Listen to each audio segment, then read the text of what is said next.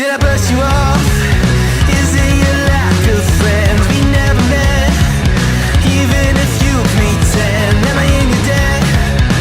I don't owe you nothing. Don't say something you'll regret.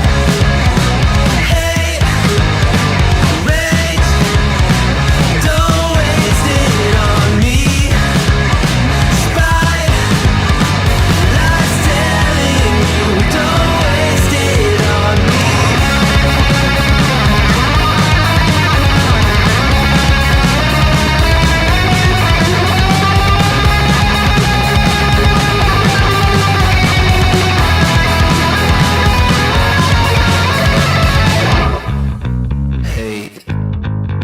rage, don't waste it on me. Spite, life's telling you, don't waste it on me. Rage, don't waste it on me. Spite, life's telling you, don't waste it. I'm telling you, don't waste it. Life's telling you, don't waste it on me.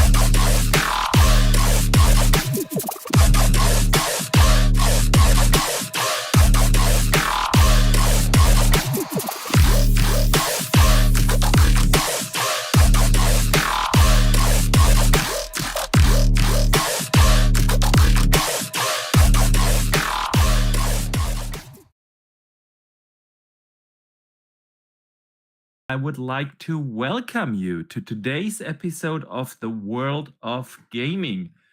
Yeah, we are back after taking a break last week. Sorry we had to skip that, but we are back this week with a slightly unhealthy WandrinDutch who has COVID, actually, man. How are you doing?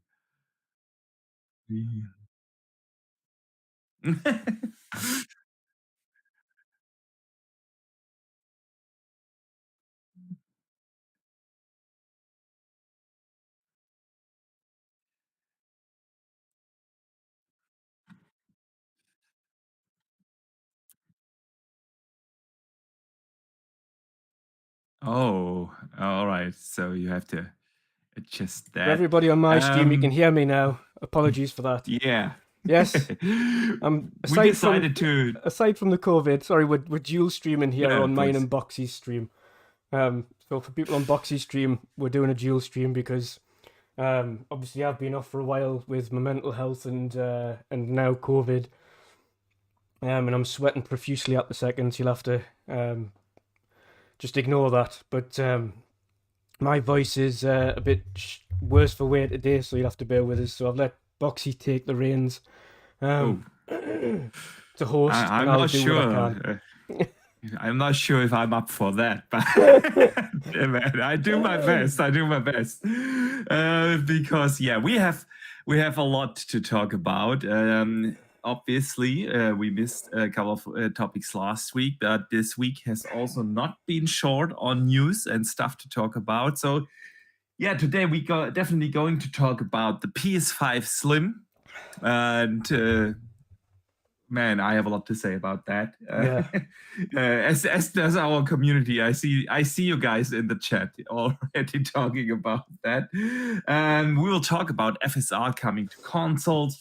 We will talk about a new partnership from AMD and Microsoft regarding AI, which could be potentially very interesting. We have, of course, a couple of news regarding ABK, which seems to close tomorrow, man.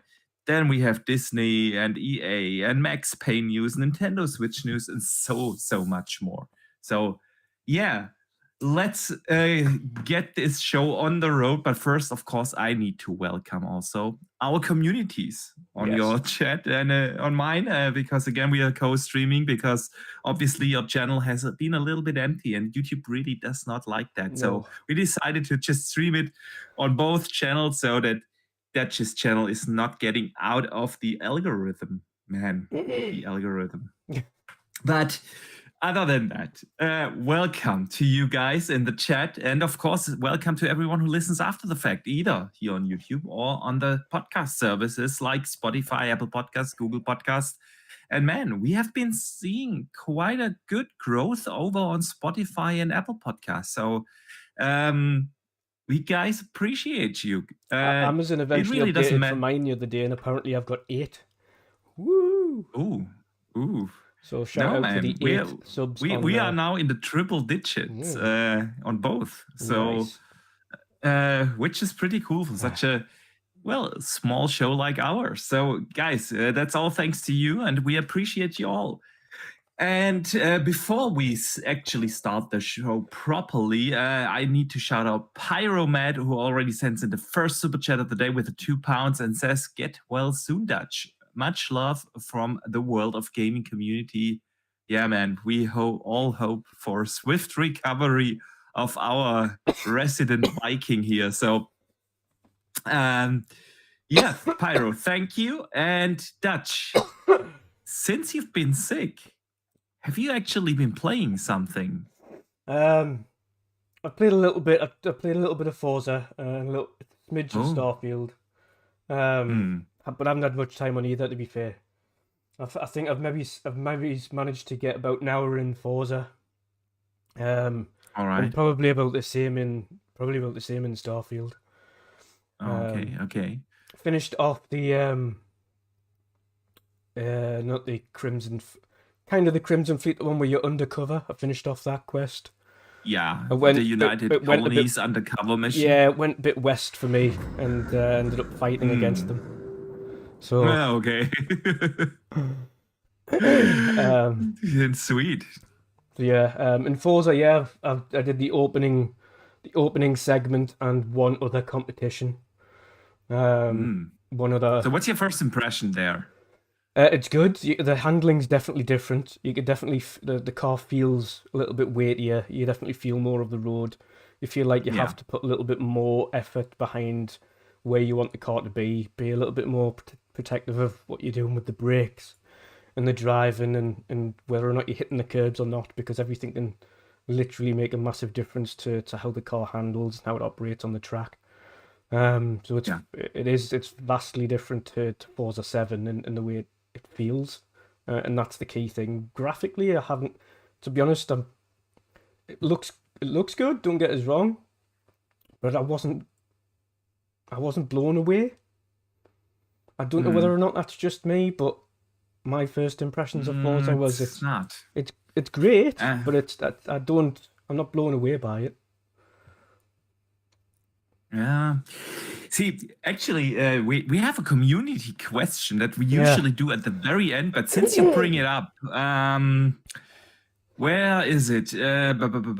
Siki actually wrote that question in. Do you guys really think Motorsport really looks better than Forza Horizon? I saw trees from the side and they look like they are from the 360 era. Well, I wouldn't go that far, Siki, but actually, I've noticed it too. Don't get me wrong, the game looks absolutely stunning. That's not what I'm saying. I don't know. It can also look a little flat at some point, especially when you have good weather and there's no contrast from reflections of the skyboxes and so on your cars. Don't get me wrong, it absolutely looks phenomenal, and especially I've seen so many people do that on Twitter, actually, turn off the entire HUD, and then if you drive through the rain, it looks phenomenal. It's almost photorealistic. But yeah, especially with the environments, I would have also expected a little bit more. It's not that I'm disappointed, but I kind of expected a little bit more. And of course, if you go back to Forza Horizon 5, there are certain things, of course, in the lighting that are simply better in motorsport. Ray tracing helps out a lot with a couple of things like self-reflection of the car of itself in the body, but overall, Forza Horizon just looks, with the diversity of the environments and everything, just a little bit more breathtaking. There were a lot more wow moments for me in Horizon than I had so far in Forza Motorsport. Other than that, I think it's phenomenal for a sim racer, and I'm usually not a sim racer guy. Yeah. I'm definitely more of an arcade guy. I always take sim So races. Me and you are kind of the same. We take sim races in chunks. So I'll play like yes, I'll play like a one career season, and then I'll put it down and I'll play something else, and I'll come back to it yeah, and I'll play another career season another time, and I'll just slowly chip away at it over time. It's not a game I'll play yeah, constantly because it's just the same after the same after the same. I can appreciate people um, who might want to play online and things, and I've seen Forza Irwin's loving the online, and from what I'm hearing, the absolutely, online's super fun and it's really competitive, yeah, which is good to hear. Um, but yeah, it's I'm I'm just yeah, it's not I'm not like you say the game looks great, it looks fantastic, it looks as good as you think the it Forza can does. look like, but I think you've brought up a good point there. I think it's because the environments all aside from the weather changes in broad daylight it looks a little bit flat. And in bad weather, Yeah, it looks great with all the different reflections and the rain and things like that. exactly. That's great. But the environments all look same, so it doesn't really pop out and stand out like a Forza Horizon did.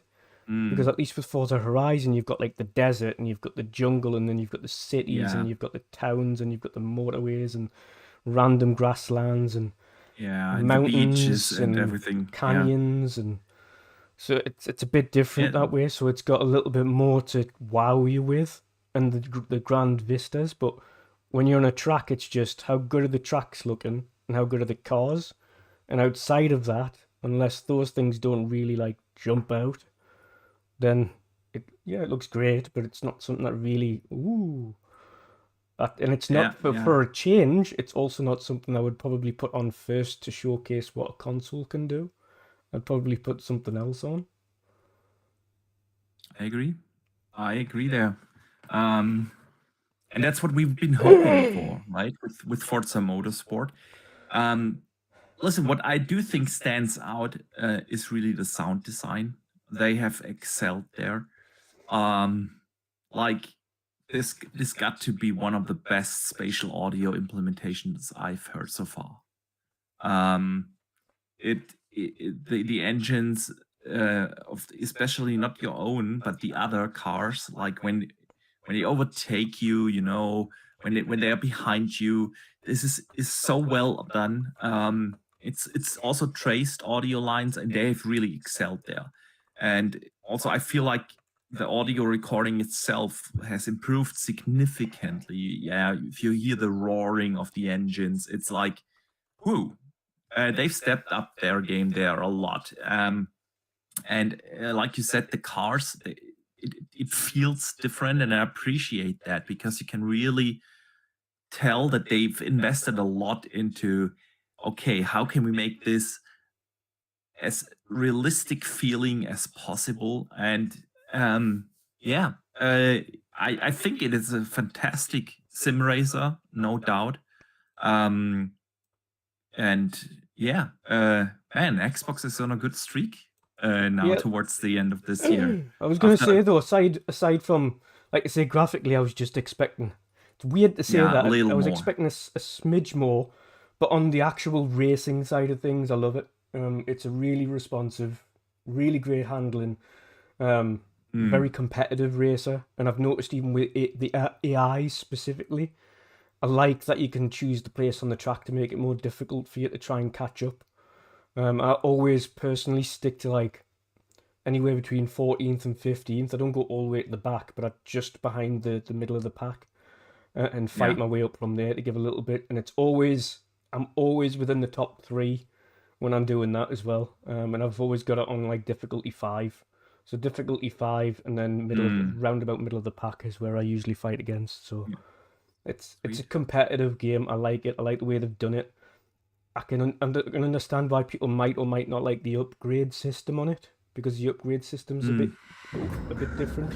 See, I do like it because I don't have the patience to go into all the settings and, fine tune this and that. And I like to just bam, auto upgrade and move on and drive the next race. But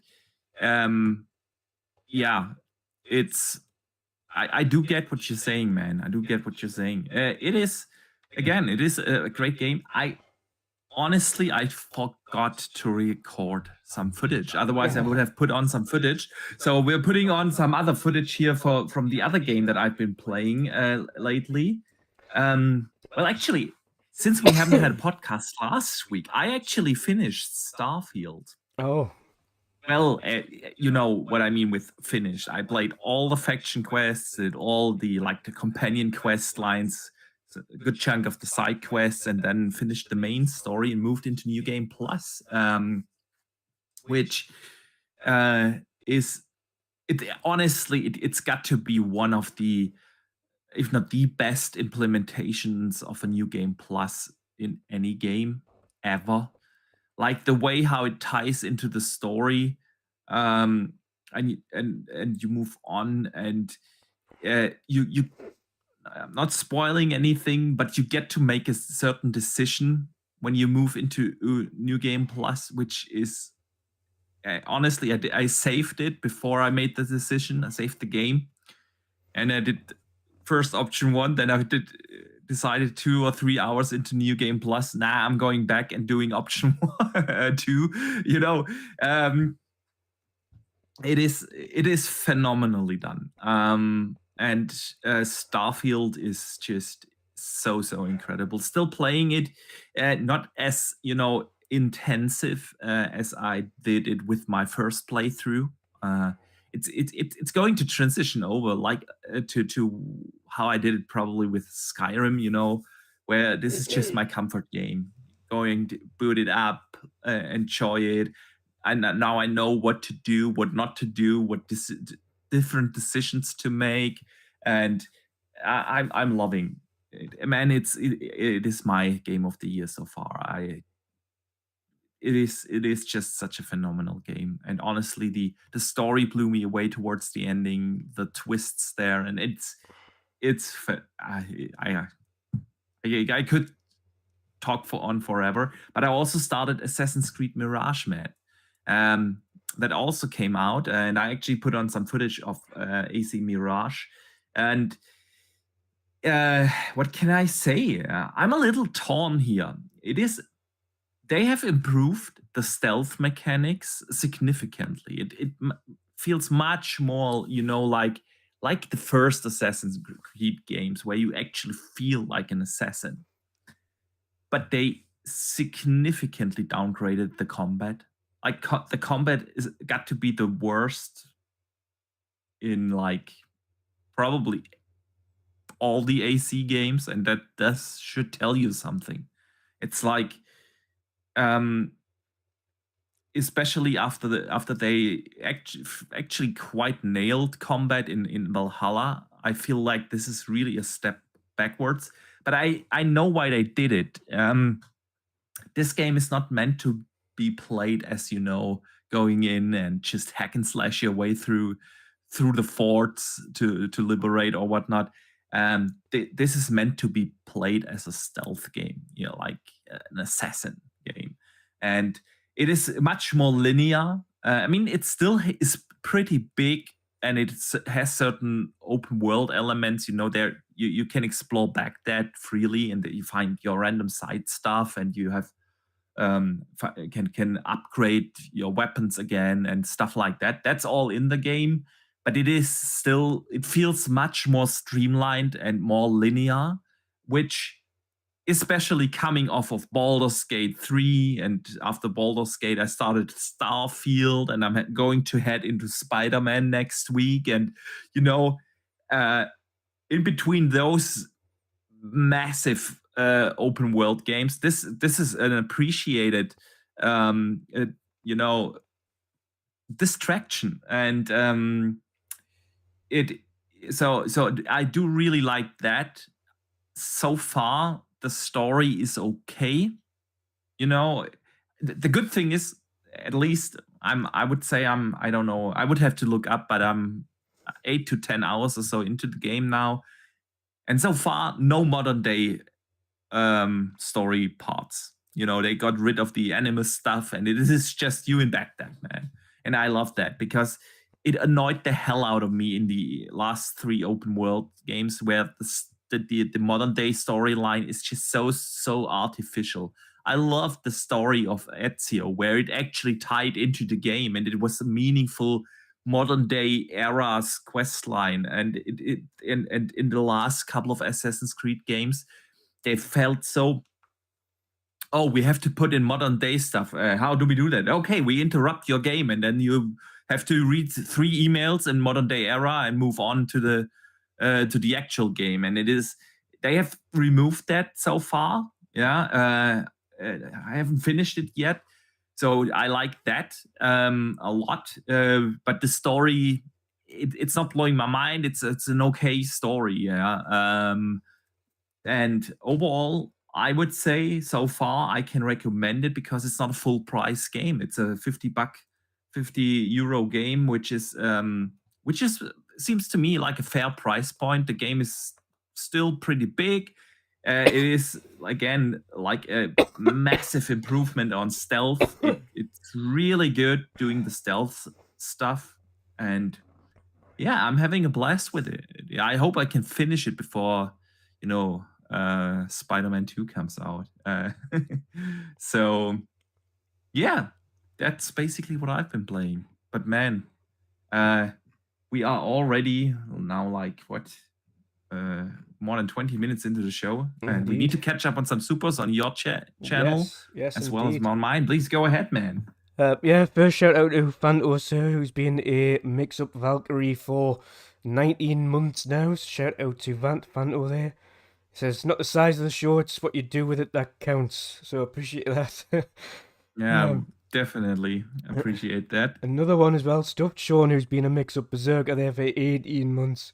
It's great to see Dulce Nederlands, Betringa, back at it. I tried. Do you know what we need? A Halo or Forza community night. Pew pew, vroom vroom. Yeah, agreed. Agreed there. Definitely agreed. All right. And then we got Paul Drew sending in a £5 super chat and says, so good to see 2 of my 3 favorite podcasters back tonight. The third being Boom, of course. Have a great show, guys. Man, we appreciate you. I didn't know. We one of your favorite podcasters here. That means a lot. And I do hope all the other guys also enjoy the show. And if you do so, don't forget to smash that like button. It's free and it helps us out a lot. And of course, if you're new here, consider subscribing. We definitely would appreciate that. But yeah, Dutch, man, let's get into some topics here. And you know what? Let's just start with Activision Blizzard and a couple of things that happened there. Because, well, I hope you have followed the news a little. If not, I'm gonna catch you up. There's the rumor going around that it's actually going to be over tomorrow. Yeah. It looks like the decision from the CMA is imminent, and that they can finalize it by Friday this week. So that's tomorrow. And for those who listen after the fact, it's probably already happened. So that's, I mean, we are all pretty excited for when it's done. But we also learned this week a couple of things. What might or might not happen in terms of Game Pass after this deal, because we all expect like a lot of games to drop in there. And Activision actually tweeted out this week a couple of things and giving a status update there for the plans of Game Pass. They tweeted out, "It's awesome to see anticipation building for Call of Duty Modern Warfare 3 as we continue to work toward regulatory approval of the Microsoft deal. We've been getting some questions whether our upcoming and recently launched games will be available in Game Pass. While we do not have plans to put Modern Warfare 3 or Diablo 4 into Game Pass this year, once the deal closes, we expect to start working with Xbox to bring our titles to more players around the world, and we anticipate that we would begin adding games into Game Pass sometime in the course of next year." Jess Corden also had a couple of things to say on that. That while this might be true for recent titles, it does not, according to his sources, include like older releases. So, Dutch, what do you expect if it ends tomorrow?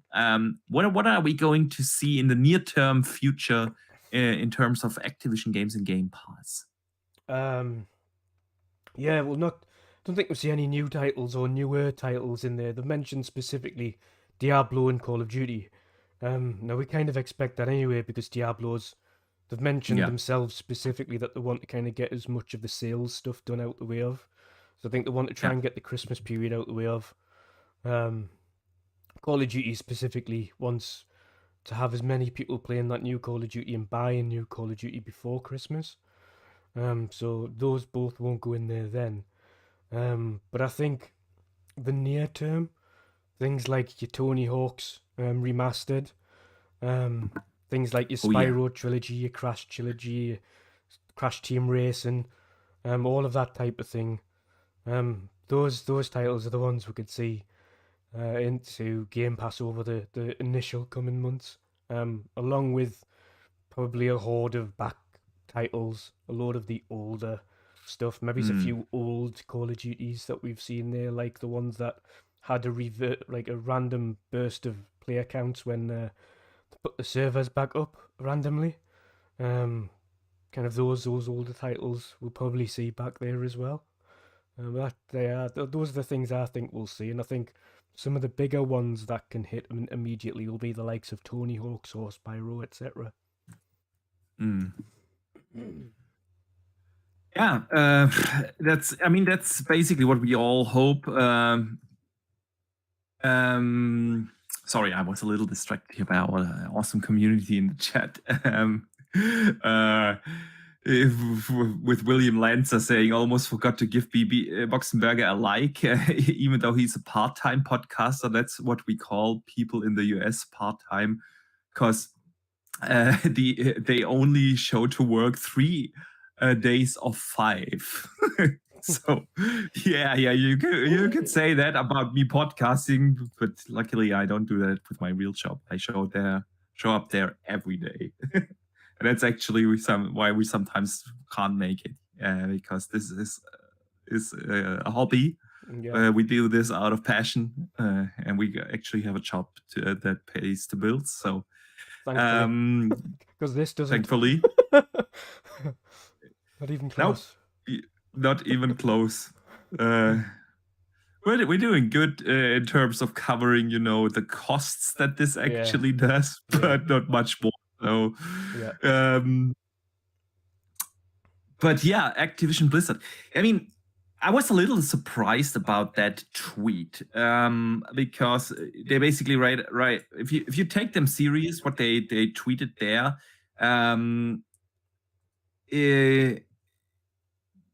we won't see any Activision Blizzard games at all this year, and then we will see like some of the older titles coming in next year. But I still would be really surprised if it takes them, assuming of course they are closing tomorrow. I would be surprised if they wouldn't release something for the Christmas period in Game Pass.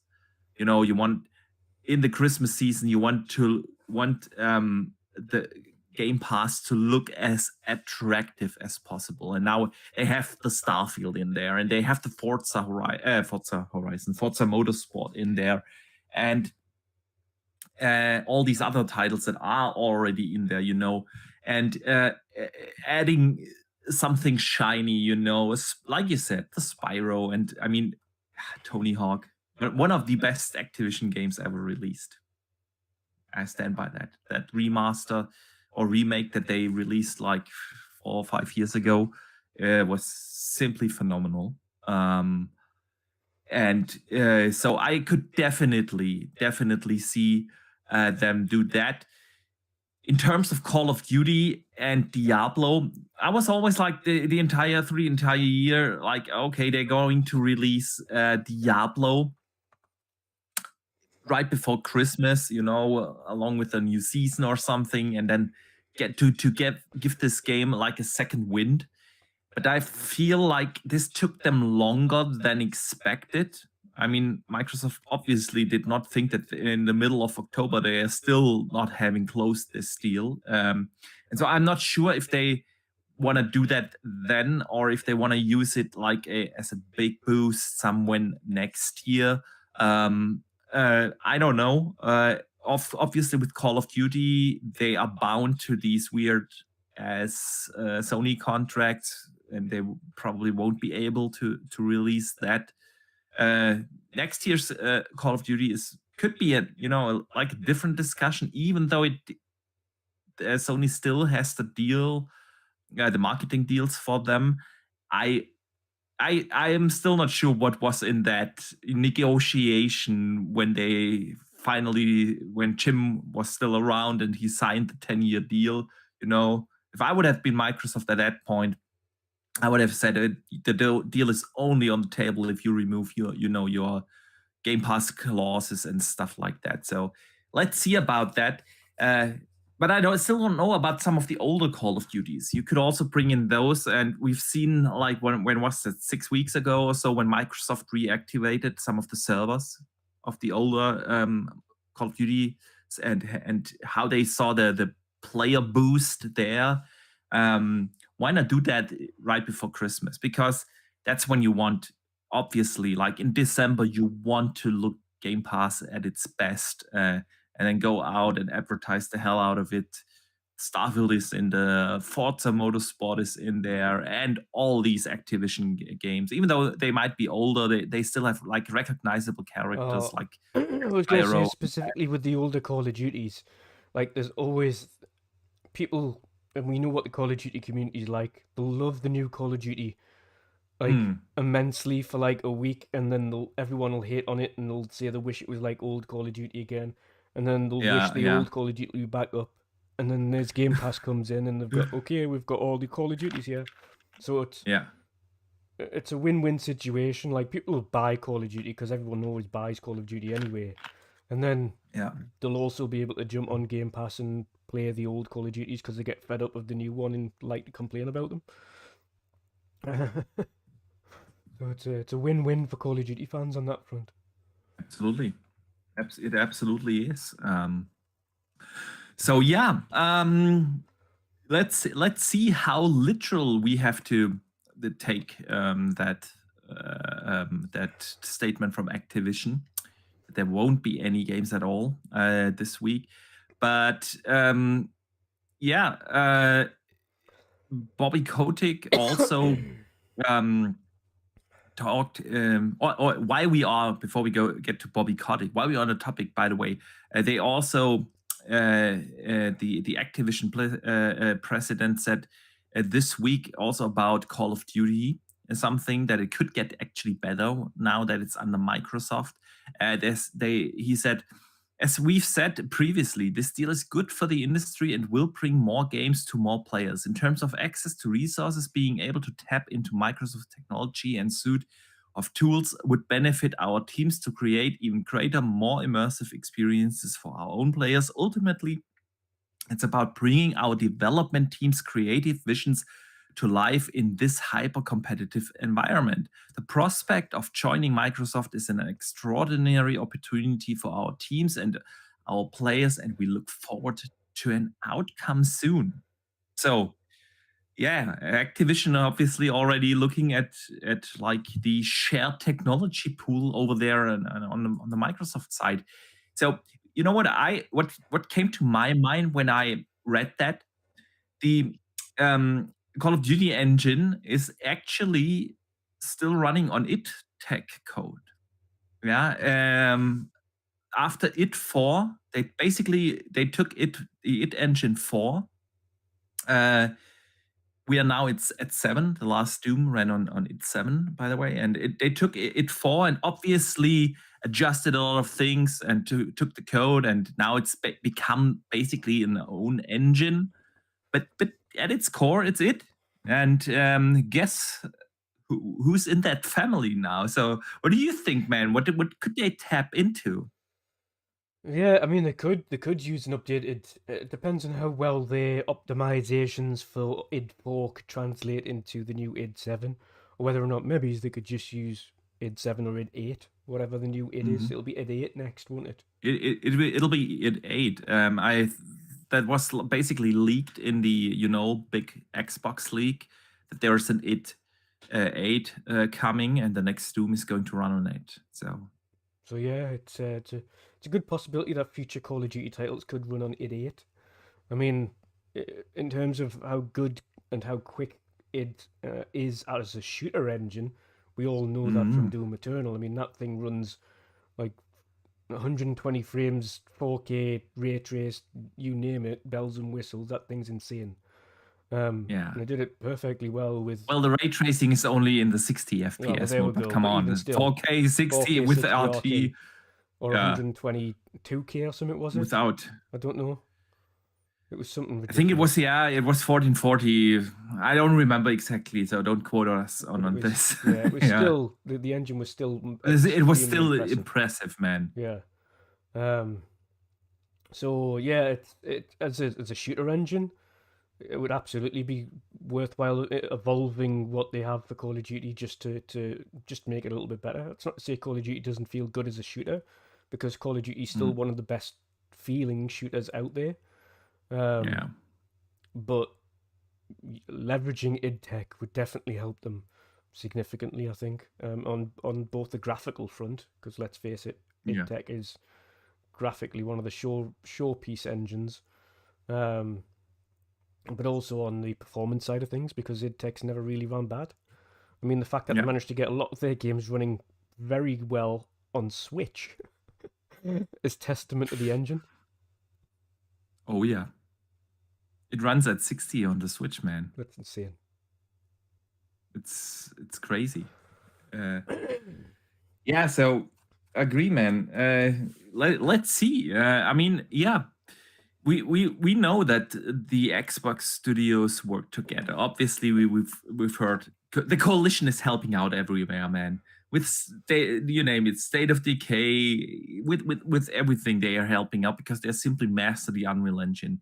There's still plenty of other things that they can leverage on, like they have this shared audio technology now across their studios. There's obviously the the animation studio that was founded by Undead Labs that is supposed to help out with state-of-the-art motion capture for like all kinds of Xbox upcoming games. So yeah, there's a lot of stuff that they can use, and let's see what they make of it. We also learned this week from Bobby Kotick, man, that he was in an interview with Mr. Corden, and not Chess Corden. I actually don't know the role of Corden within Activision. But they kind of hinted at a Guitar Hero revival, man. Would you be up for that? Oh yeah, absolutely. I've in fact the other day I was dropped off an old DJ Hero controller as well that I had lying nice. around. But yeah, I love Guitar Hero. In fact, I've got installed Guitar Hero 3 on PC the other month as well, because I missed it. So I've got Guitar Hero 3 installed on PC as it stands, and just play it with a controller every now and again. Modded, of course, so I've got all the tracks unlocked, and all the DLC and everything. So, but yeah, I absolutely love the game. It's childhood memories is what Guitar Hero is, and And then you're talking about what was it?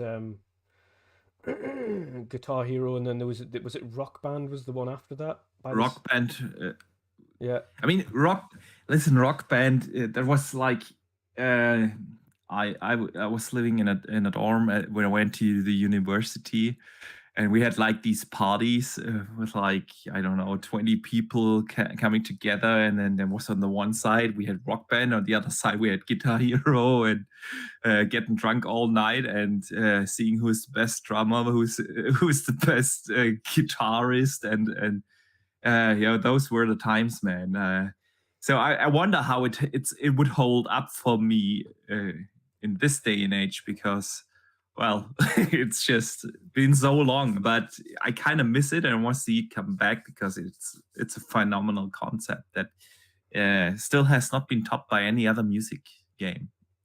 So yeah. It was the same for me. It was like college moments there, like going to a friend's house Yeah. and really late nights. Just I think it was like the big shisha pipe, and having drinks, and Right. It was the shisha times. it was the shisha times.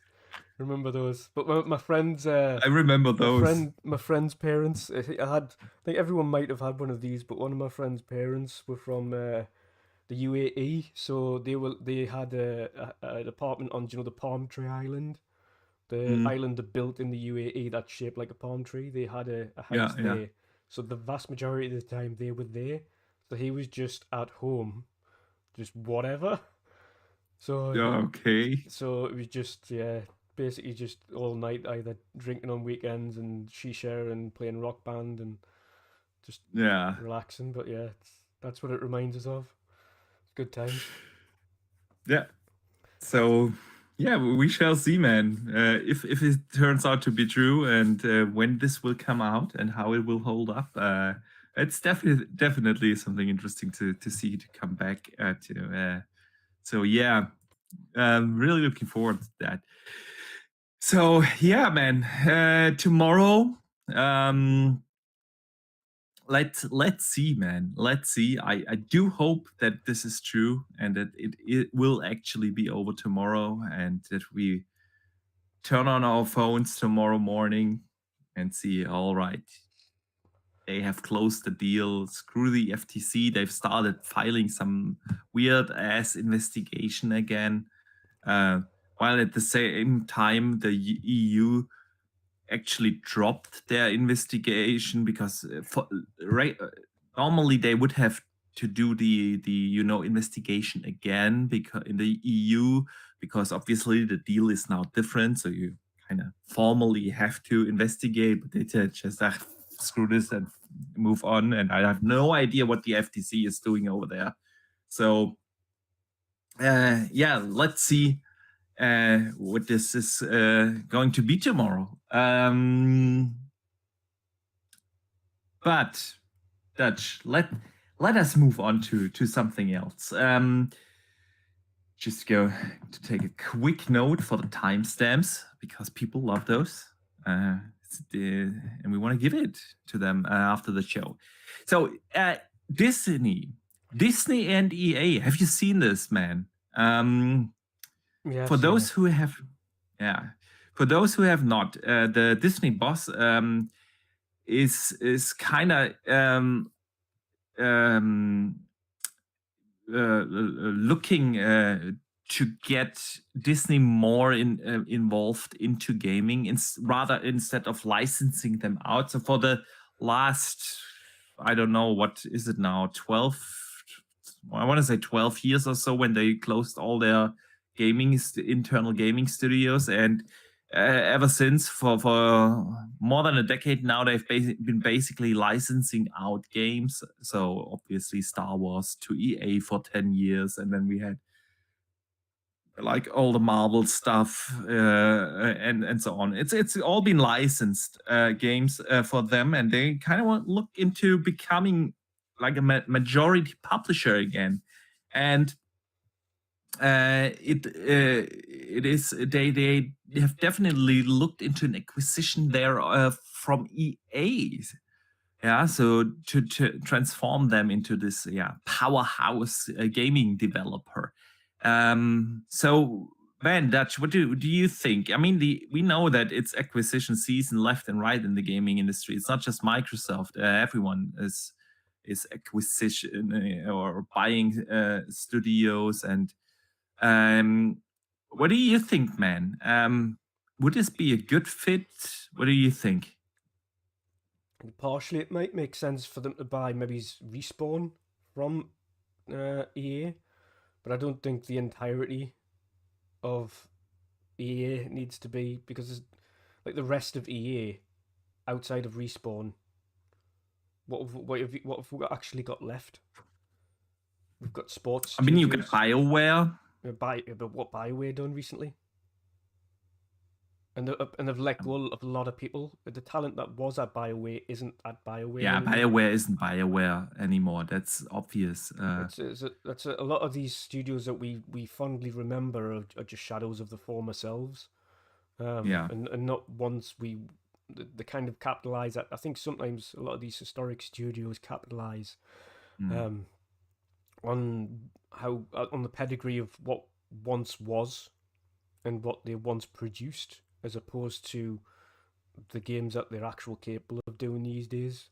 And that's Yeah. half of the issue with a lot of people and buying video games now is everyone's kind of used to okay, it's BioWare, so we should get greatness, or it's this studio, so we should get greatness. But if the same people aren't in charge and the same staff aren't there that created the great stuff in the first place, you're not going to get the same stuff. It's going to be different. It's going to be vastly different to what you used to in both the storytelling and otherwise. So don't expect the same BioWare tripes. Although the things we have been hearing so far for Dragon Age as well as Mass Effect actually does sound to me good.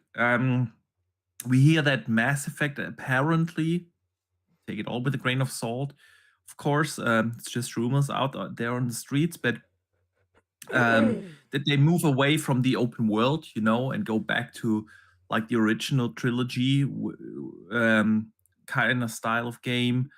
The party system is apparently becoming much more relevant again in Dragon Age. So I do hear what you're saying, and I totally agree. BioWare isn't the same anymore. The people that made Dragon Age great and that made Mass Effect a masterpiece are not there anymore. Yeah. But yeah. And that's what I'm saying. So like Respawn. Tenoros in the chat says DICE.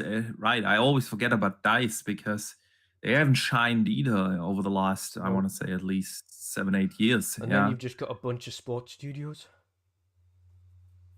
That's the thing. So when you look at the acquisition from EA, I would just pardon me, from Disney. What would Disney get? You would just go for Respawn and just say, listen, here's a part, we want to purchase that studio. Yeah, that's the one that's actually doing good things. That's if they want to make good games in their franchises, like the Avatars, like I mean, of course, we don't know what the new Avatar is going to look like, but Avatar is Ubisoft, man. Yes, that's what I'm saying so far. So yeah, okay. But if they want in the future, if they want to make a good story game, they've got proof now that at least Respawn, twice off the bat, have made a really good Jedi game, really good Star Wars game. So they know they're capable. And they are also working on 2 other Star Wars games, right? Exactly. Yeah. So they've already got proof there that Respawn can do that. So it's just a case of, okay, so do we get a BioWare and see if they can make some form of like RPG in the Star Wars universe for us? But then the only reason they would get the sports studios would just be to make money, because outside of that, they won't be creating them anything to do with their IP. Nothing that's worthwhile. And they've already ditched a lot of their sports stuff on the Disney front anyway. They've got rid of a lot of the sports side of Disney. because it's not Yeah. profitable, not as much as they wanted it to be. So Yeah. from an acquisition point of view, for both sides, for Disney it would be Respawn, maybe's BioWare. For the others, for EA, it would be a case of, okay, we make lots of money on our sports franchises.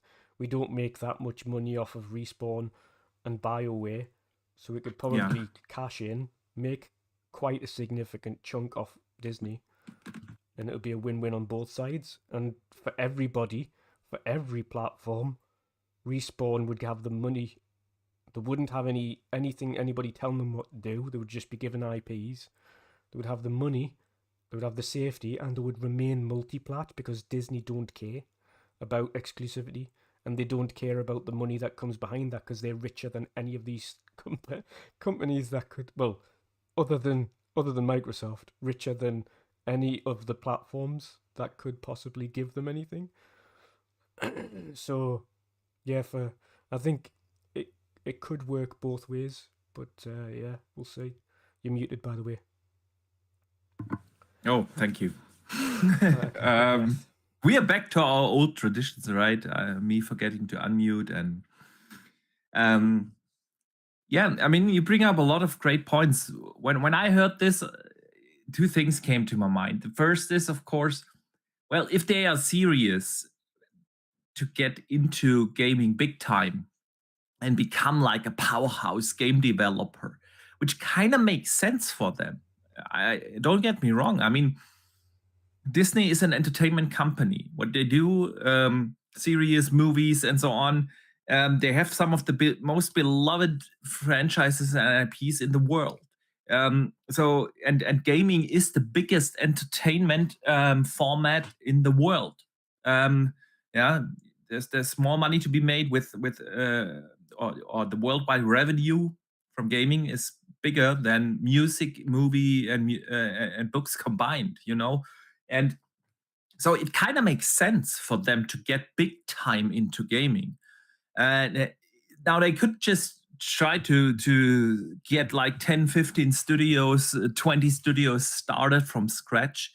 But you know that this would never work. So if they are serious about getting into gaming, which kind of makes sense that you do become a third-party publisher, obviously, like you said, no, they have no intention of doing exclusive stuff. Yeah, it kind of makes sense for them to buy a bigger publisher. And who's left out there now that ABK is basically owned by Microsoft? Bethesda is owned by Microsoft. They could go after Ubisoft. They could go after EA. They won't go after any of those Japanese publishers, Square, Sega, and so on. It's not what they would do. I mean, I know that they have what's it called with Square, with Mickey Mouse and Donald and God, I'm blanking. Kingdom Hearts. They have that. From Japanese developers, but that's about it. Obviously, they are more Western-oriented company, and that's fine. But so yeah, who would you get? Like, if you want to become big-time publisher, you kind of have to go after Ubisoft or EA. Warner Brothers would never sell to them. So yeah, who's left in terms of bigger publishers? Yeah, that's true. True that. Yeah, that is very true. But so yeah, but then on the other side, when you look at the studios that they would be getting, they would not touch the sports games. It would make absolutely no sense. Besides the studios not having proven themselves and being able to do something else than a FIFA and a Madden, they are simply the money printers of the company. That's what drives EA's revenue. Yeah, it doesn't grow them, but it is a stable income, and you would obviously wouldn't be able to change that. Then, on the other hand, you only have like a handful of other studios left. Like we already talked about BioWare. and even them, you would not cancel right away a Dragon Age and a Mass Effect, because those IPs are just too well known and beloved by the gaming community, even though BioWare might not be the same anymore. But in the grander scheme of, obviously, you would not cancel a Mass Effect and Dragon Age. And you leave alone Respawn. They are already doing your Star Wars games. And what's left? Battlefield. You kill off Battlefield to do, I don't know, a Marvel IP, you know? So I'm not sure. Ubisoft would kind of make more sense in my eyes, honestly. Because Ubisoft has so many weird ass games, and they are also big into mobile, or bigger, not big, but definitely bigger than EA in mobile games. And of course, you want to bring like the casual IPs from Disney also to that. So it would kind of make more sense. So I was a little surprised about the EA talk there. But hey, who knows where this is going? We shall see. We shall see. Dutch, let's move on to some tech news. Yeah. So there are actually a couple of tech topics we are going to talk to today. The first is going to be that AMD's FSR3 is now coming to consoles, and I usually am the kind of guy that loves this stuff and makes a video about it. And I was sitting there this week like, do I make a video? But then I kind of looked at what happened with FSR on console with FSR 1 and 2, where basically no one is using it. To be fair, we've seen now over the last 3 months or so, more and more games actually use it on console as well, but it's still rarely found in games. Yeah, Starfield had it. Actually, a great implementation of FSR2. So I might just do the video at some point, because I love to talk about this stuff and explain a little bit about how this frame generation thing works. And but yeah, it's now available basically to for console developers, and obviously FSR trying to help reduce the internal resolution of games. It's an upscaling technology. It's a frame generation technology, which is new to FSR, to actually generate frames and not just upscale pixels, you know. And it has been implemented on PC so far only in 2 games, one of them being Immortals of Avium, and the other one is Forspoken. For whatever reason, I don't know. This game was a total flop, but they're still updating with that kind of tech. So, but Immortals of Avium also did it, and it did an okay job, not overly great, but okay, you could say, yeah, first things. The interesting thing is, it is a little limiting thing, because the new technology, the frame generation, actually helps you to push your games from 60 to 120, but it's kind of challenging, almost impossible to boost 30 to 60 FPS, which is what console owners want. Because if you look at games like Starfield, where everyone was like, yeah, I need a 60 FPS mode, yeah, and all these other console games that Gotham Knights, you know, which by the way is now in Game Pass, and I highly recommend everyone to check it out, because a very underrated game. It's not an Arkham game. Yeah, I know that. It's still a fun game though.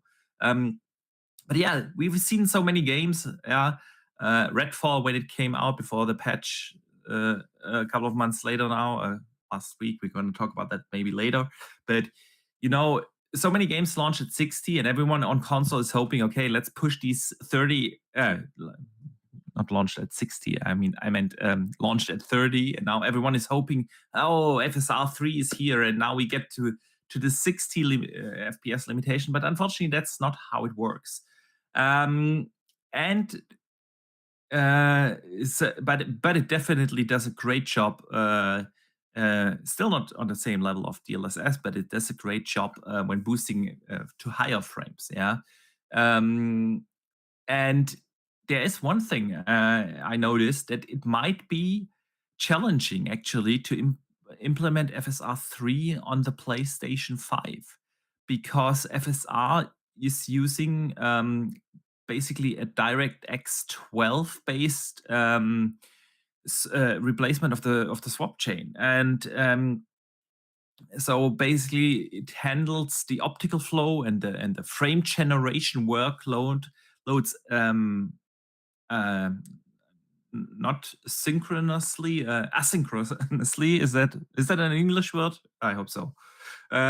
So it might basically it is a it uses DirectX 12 features, which obviously are not available on the PlayStation 5. So it might not be able to implement that properly. There are workarounds for Vulkan, but so far AMD has not really detailed that and not made it properly available to devs. And so yeah, the PlayStation 5 might not get it here. But yeah, man, what do you expect? I've been talking for way too long. What do you expect from this AMD's FSR3 technology, and will we see it help console games, man?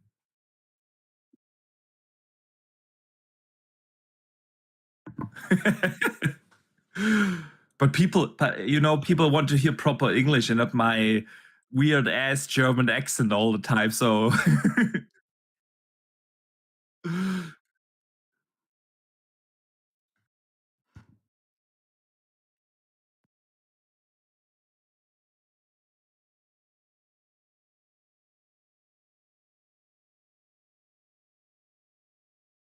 I'm muted on my side. Whoops.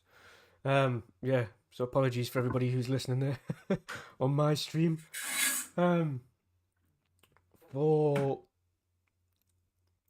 It's software based, not hardware based. So it's actually been pretty underwhelming in comparison to NVIDIA.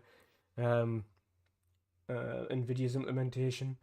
So we kind of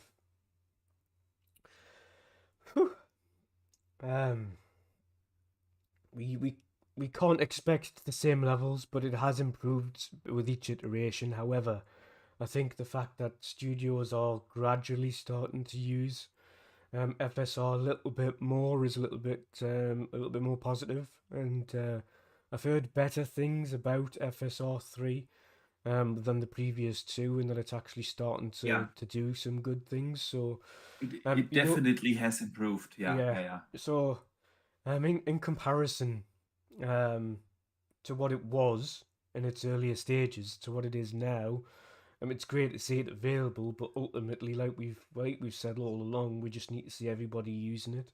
And to be fair, I think vast majority of studios could use both forms of these things, and FSR really needs to kick it up because both platforms are using AMD anyway. So yeah, I think we do need to see more studios implementing it. They need to stop focusing, as we've said, on the native side of things and focus more on just trying to get a 2K, using FSR up to 4K or a 1080 up to 2K just to get that performance mode in. Just use any tools available in order to get the best fidelity with the best performance. Yeah. And FSR is one of those tools. We've just got to hope that the performance versus the actual engine capability of FSR is going to help them. So Yeah, agreed. I mean, again, the exciting part about FSR3 is the frame generation side of things, because the upscaling has also improved. Yeah, but the frame generation is actually the thing where they've shown, models running on PC, of course, models of AVM running at 70 FPS, and with FSR it's boosted to 120 without doing anything about the resolution side of things. That is pretty impressive. And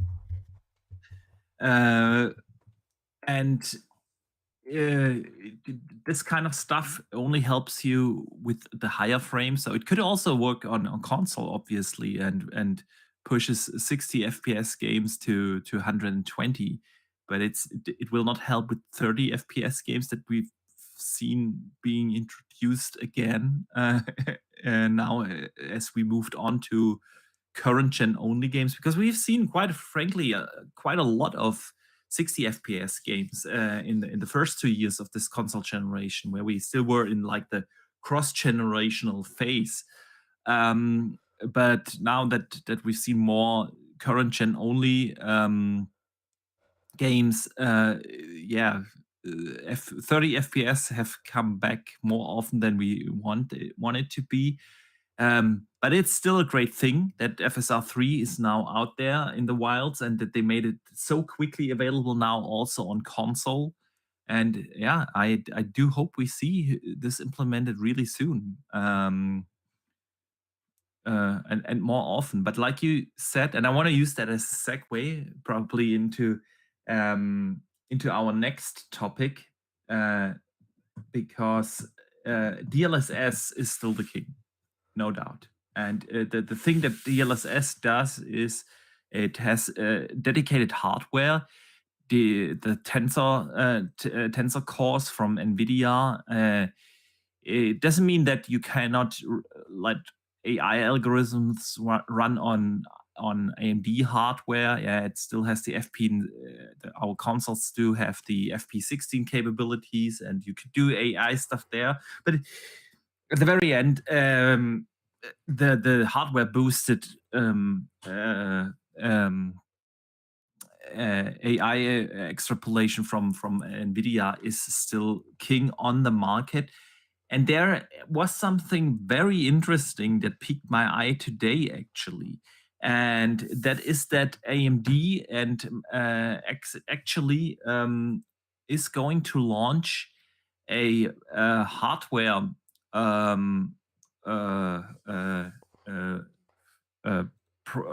program next year, where they will get into the AI segment very heavily. And they have already signed orders with Microsoft to partner there, obviously mainly for the cloud stuff.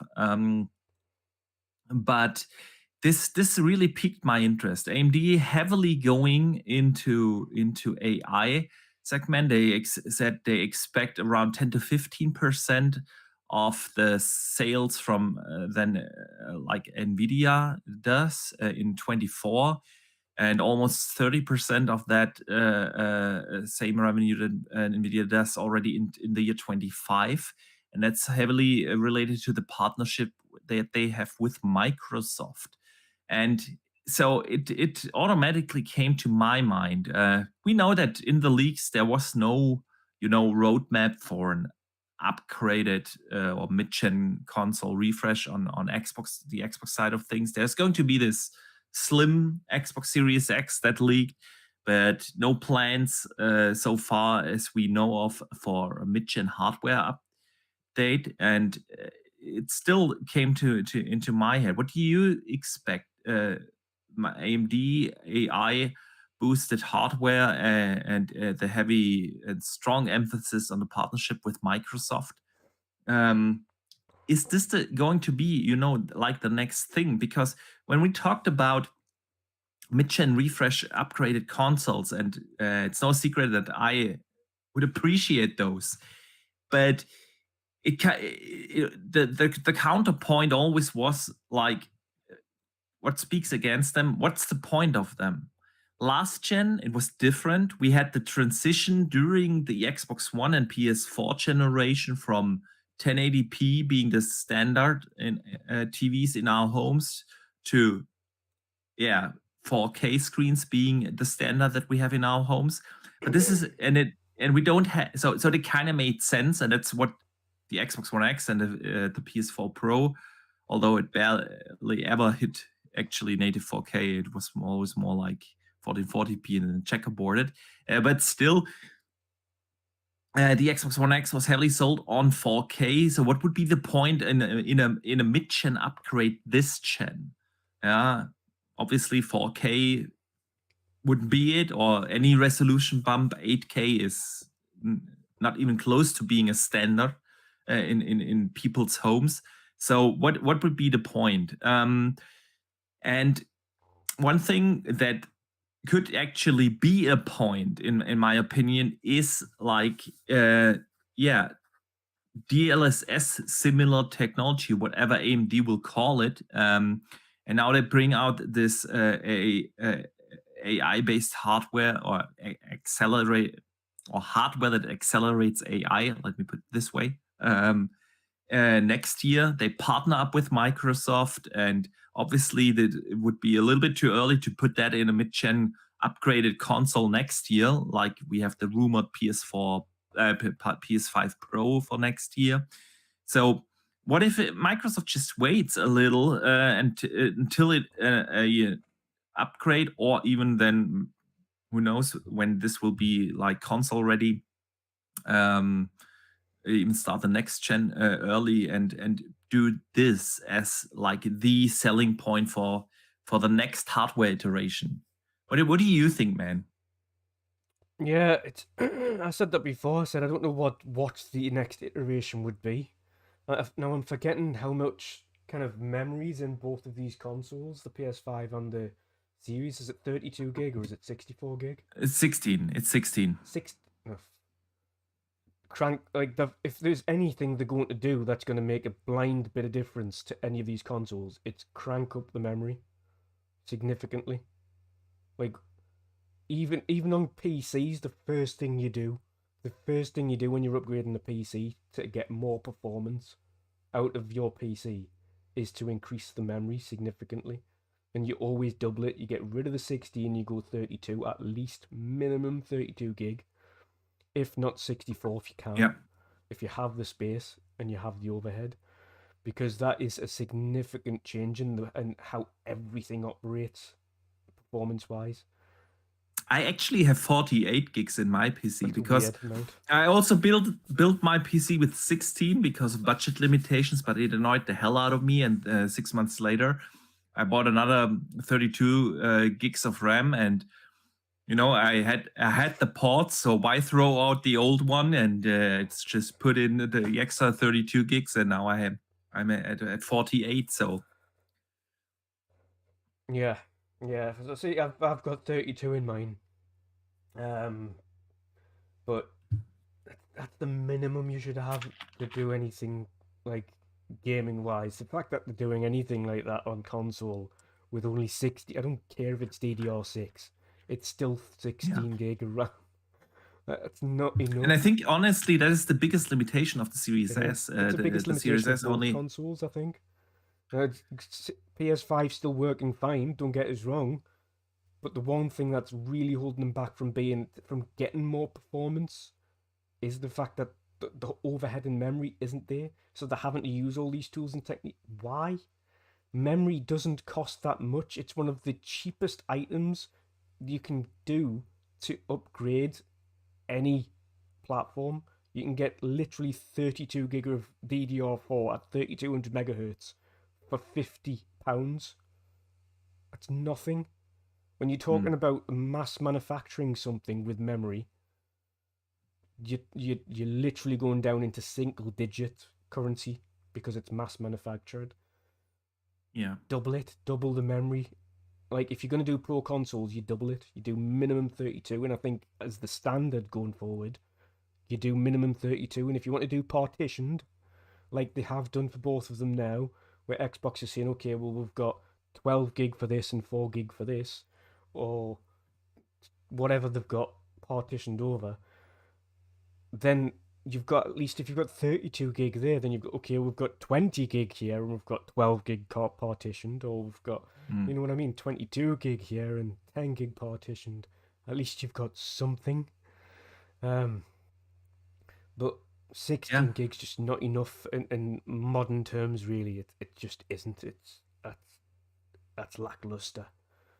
We know the GPU is more than capable, both of them on both sides. The CPUs are capable.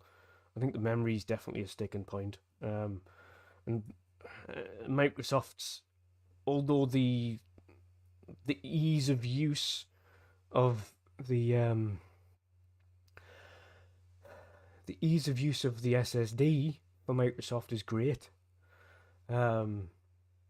It's also been a sticking point because nobody else is starting to manufacture for it. Now we know Western Digital are making Well, some. Western Digital, yeah. But that's still But only it still two. has not brought. Yeah. It still has not brought the prices down as we were hoping for. Exactly. Yeah. So there needs to be SSD specifically in terms of the implementation of it and the cost, and the memory. The memory's I think that's a massive sticking point. 16 gigs. Yeah, I agree. I do agree there, and I bet that that's the main part that the PS5 Pro does, which we all assume is going to happen somewhere at the end of next year. I don't see them moving on to like a significantly higher architecture in terms of GPU or maybe CPU, but not in terms of GPU, because it would just generate a lot of compatibility issues there. But it's not out of the gate, so I wouldn't be surprised if you see RDNA 3 or something like that. But I think, like you said, that would be the thing. And moving forward after 24, if AMD then has now like accelerated hardware accelerated support for AI computations, and them going or being now able to actually go more in that direction what DLSS does, because let's not forget next year we will see DLSS 4. I think that this is going to be like the real or one of the things that will be like the game changer for the next iteration of hardware beyond the PS5 Pro. Whether it's going to be an Xbox enhanced console that we see like, I don't know, in 25, 26, which probably wouldn't make sense because then you could just start the next gen in 27 or so. But yeah, this is definitely something I could see the next consoles designs going for, because it just makes sense. And Nvidia has been so industry leading there with their technology. I would be surprised if we wouldn't see like AMD go into a similar direction, because the all software based FSR simply isn't doing the same things. And even then, I have to say there are other solutions out there like Intel's XESS, which is also software based and hardware agnostic, but it performs better. In most cases, it performs better. I have a couple of games on my ROG Ally actually, where that do support, like Diablo 4 does support all three DLSS, which obviously doesn't run on the ROG Ally, but you can turn on FSR and you can turn on XESS, and XESS just does a better job. More stable frame rates while maintaining a better image quality. So it's kind of time for AMD to move on to like a probably hardware supported solution of an upscaling technology, AI based, again similar to DLSS. And hearing that today that they have signed a big partnership there with Microsoft gives me hope.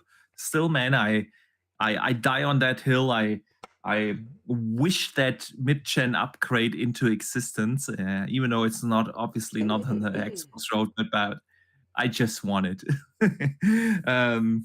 I'm not honestly. I'm not interested in the PS5 Pro that much. I mean, let's wait first. Obviously, what it will actually be.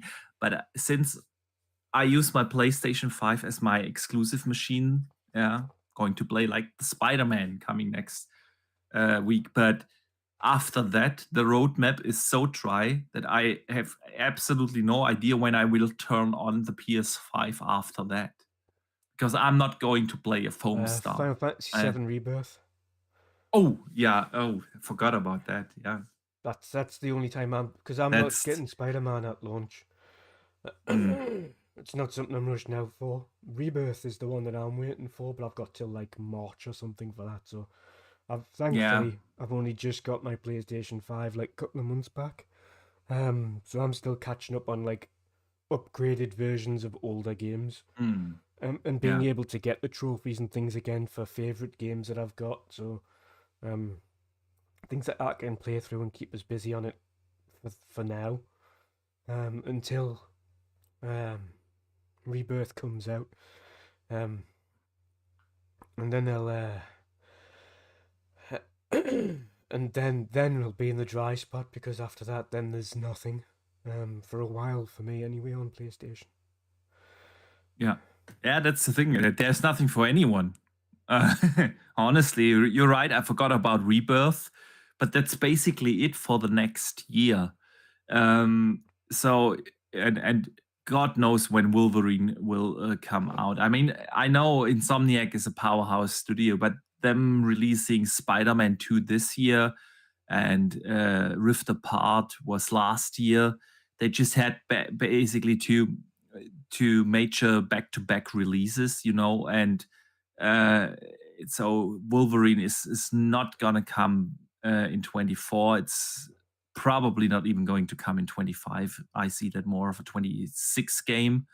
And so, yeah, obviously we will have to wait and see what the PS5 Pro turns out to be next year. But thinking about how often I turn on my PlayStation versus I turn on my Xbox, it's a night and day difference. And that's the thing why I want an Xbox upgraded console and not a PlayStation.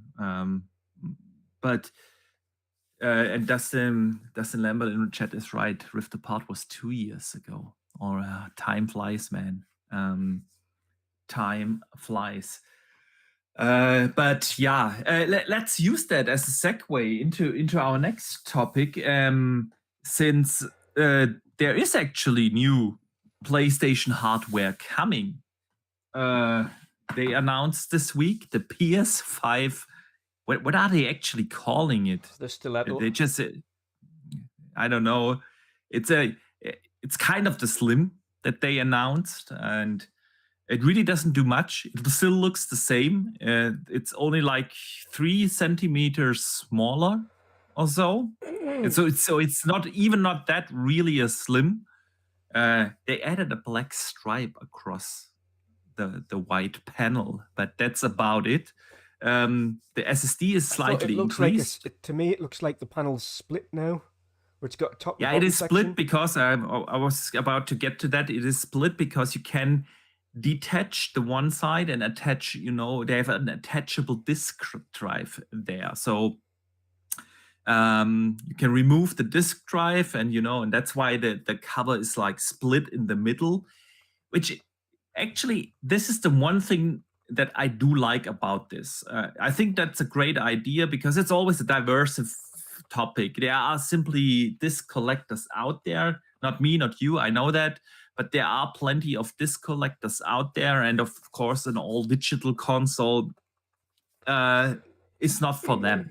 So having an option to just attach, your disk drive, this is the one thing that in principle, I do like. They also increased the prices, and this is still so weird to me. It's like slim models are supposed to bring the price down, because that's why they do these slim models. Because 3 years into the generation now, you can manufacture the same chip on half of the die size, which basically and if you look at what a die costs, you pay that per area, not what is on it, but simply the area. And if it has half the size, it costs half, and it is and of course you save a lot of money on all the cooling systems and everything. So this is why slims existed ever since for the last 3 to 4 generations of consoles, and they are supposed to bring the price down, reduce it $100. Sony saves $200. It's a win-win situation for customers and the platform holder. But this time they basically increased the price, and it is. I honestly, okay, it's everyone has increased prices. I get that. Yeah, it's still weird to see for me, like 3 years into the generation, console prices are being raised, even with the release of a Slim, which is supposed to bring the price down. So that kind of sucks. But then the audacity, they have the audacity to charge you $30 extra for the vertical stand. Like literally, you have to buy the stand for your console so you can put it on your entertainment center separately and pay $30 for it. Like, and people are out there celebrating this. Not only that though, but then they've just released a bunch of customizable plates that only work for the older model. Yeah, like they literally came off of one of their biggest like customizable plate campaigns they have ever had with the Spider-Man 2, and then you can't use them. Now you're trying to sell this Slim model to your loyal fan base, charge more for the console, charge extra for the stand, can't use the customized plates, and I don't know. What do you think? I mean, in terms of hardware, it doesn't really offer anything upgraded except the SSD, which is not even like a major upgrade. It has now 760 or 80 gigs, and they upgraded that to a terabyte, which basically gives you 200 and something gigs extra. Yeah. And that's it. Like, we've seen the leaks from Xbox, you know? And I still say, for me personally, if the leaks are true, the upgrade wouldn't be for me. Like I'm good with my Series X, but at least there is stuff upgraded. You have a significant increase in SSD storage, double the size. You know, you have like better USB, better Bluetooth, better Wi-Fi. So there are certain upgrades to the leaked Xbox Slim model, outside of a weird look that looks now. But I still believe it is not the actual look. This was like a internal mock-up or something. This is not going to turn out to be how it looks. But anyways, like this is what you do in a Slim. This really doesn't anything. It's not really slimmer, like only 3 centimeters. Costs more, and I don't know. What do you think, man? Yeah, it's not worth it, and the fact that they've got the audacity to charge more for it. Not only do they charge more, they're charging more for the base model digital, and then you've got to buy the stand separately anyway. So then it's more again. It's already 50 more. And then another 30 just for a plastic, 30 for a plastic stand. That's Apple prices. For a little bit of plastic stand, 30. Are they taking the mick? 30 for a stand. And then 80 for a drive. Yeah. 80 for, wow. Where did they get that from? The price difference between the actual disc version and digital version is not 80. So where is the 80 difference for the drive? I have no idea. Considering on the actual disc version, I'm sure you can remove the disc drive to turn it into a digital. You know, on Amazon, you can get external USB drives for around 25 to 30 euros. Yeah, Blu-ray drives aren't And that's expensive. like, and those guys obviously also make money off of selling this. Yeah. So if PlayStation would sell it for $30, they would still make money for it. So why charge 80? But yeah.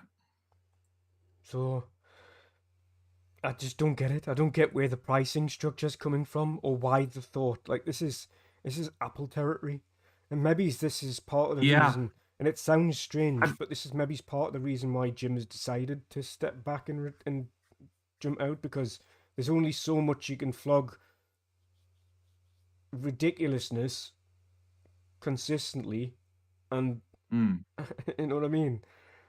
Sometimes there's a threshold where you think like I love the company, I love X, Y, and Z, but some of the decisions by hierarchy for the pricing structure and things like that just doesn't make sense.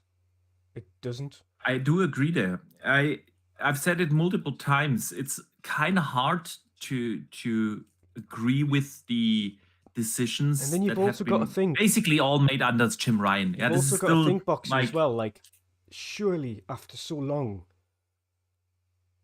they could have come up with an implementation on the bottom, the vertical side of the PlayStation that would allow it, even if it's like kick flip legs or something like that, that flip open and then you can just clip them closed. Something that doesn't require you to screw in a stand. Like Xbox's implementation on the Series X, for instance, is built in initially. You can remove it if you want to remove it. Not that it needs to be. It's quite difficult to do unless you're taking the entire console apart. Yeah. But even if they did send that separately, they wouldn't charge 30 quid for it. They just wouldn't do it. And it's... I don't understand how they haven't... The stand of a console needs to be included in the base package. Yeah, but even still, I don't understand how these these hardware engineers haven't figured out how to make the PlayStation stand up without a stand. Like, you can surely implement some legs at the bottom of it that can flip out, or even just some rubber pegs at the bottom so it can stand up vertically without falling over. Surely it's not that hard to do. Really? Agreed. I mean, I like the comparison you made. I've seen that actually quite a bit on the socials. It kind of feels like Apple. Yeah. And I have a lot of nostalgia for Sony. Obviously, I had all the PlayStations ever since the first one. They have some great IPs. They have some great games that I truly do enjoy. Really looking forward to Spider-Man, no doubt. But there are certain decisions over the last couple of years that Sony has made. It kind of makes it hard if you're not like a blind fanboy to get behind that company's strategy. May it be the straight out lies that they try to sell the PS5 on, like we believe in generations and stuff.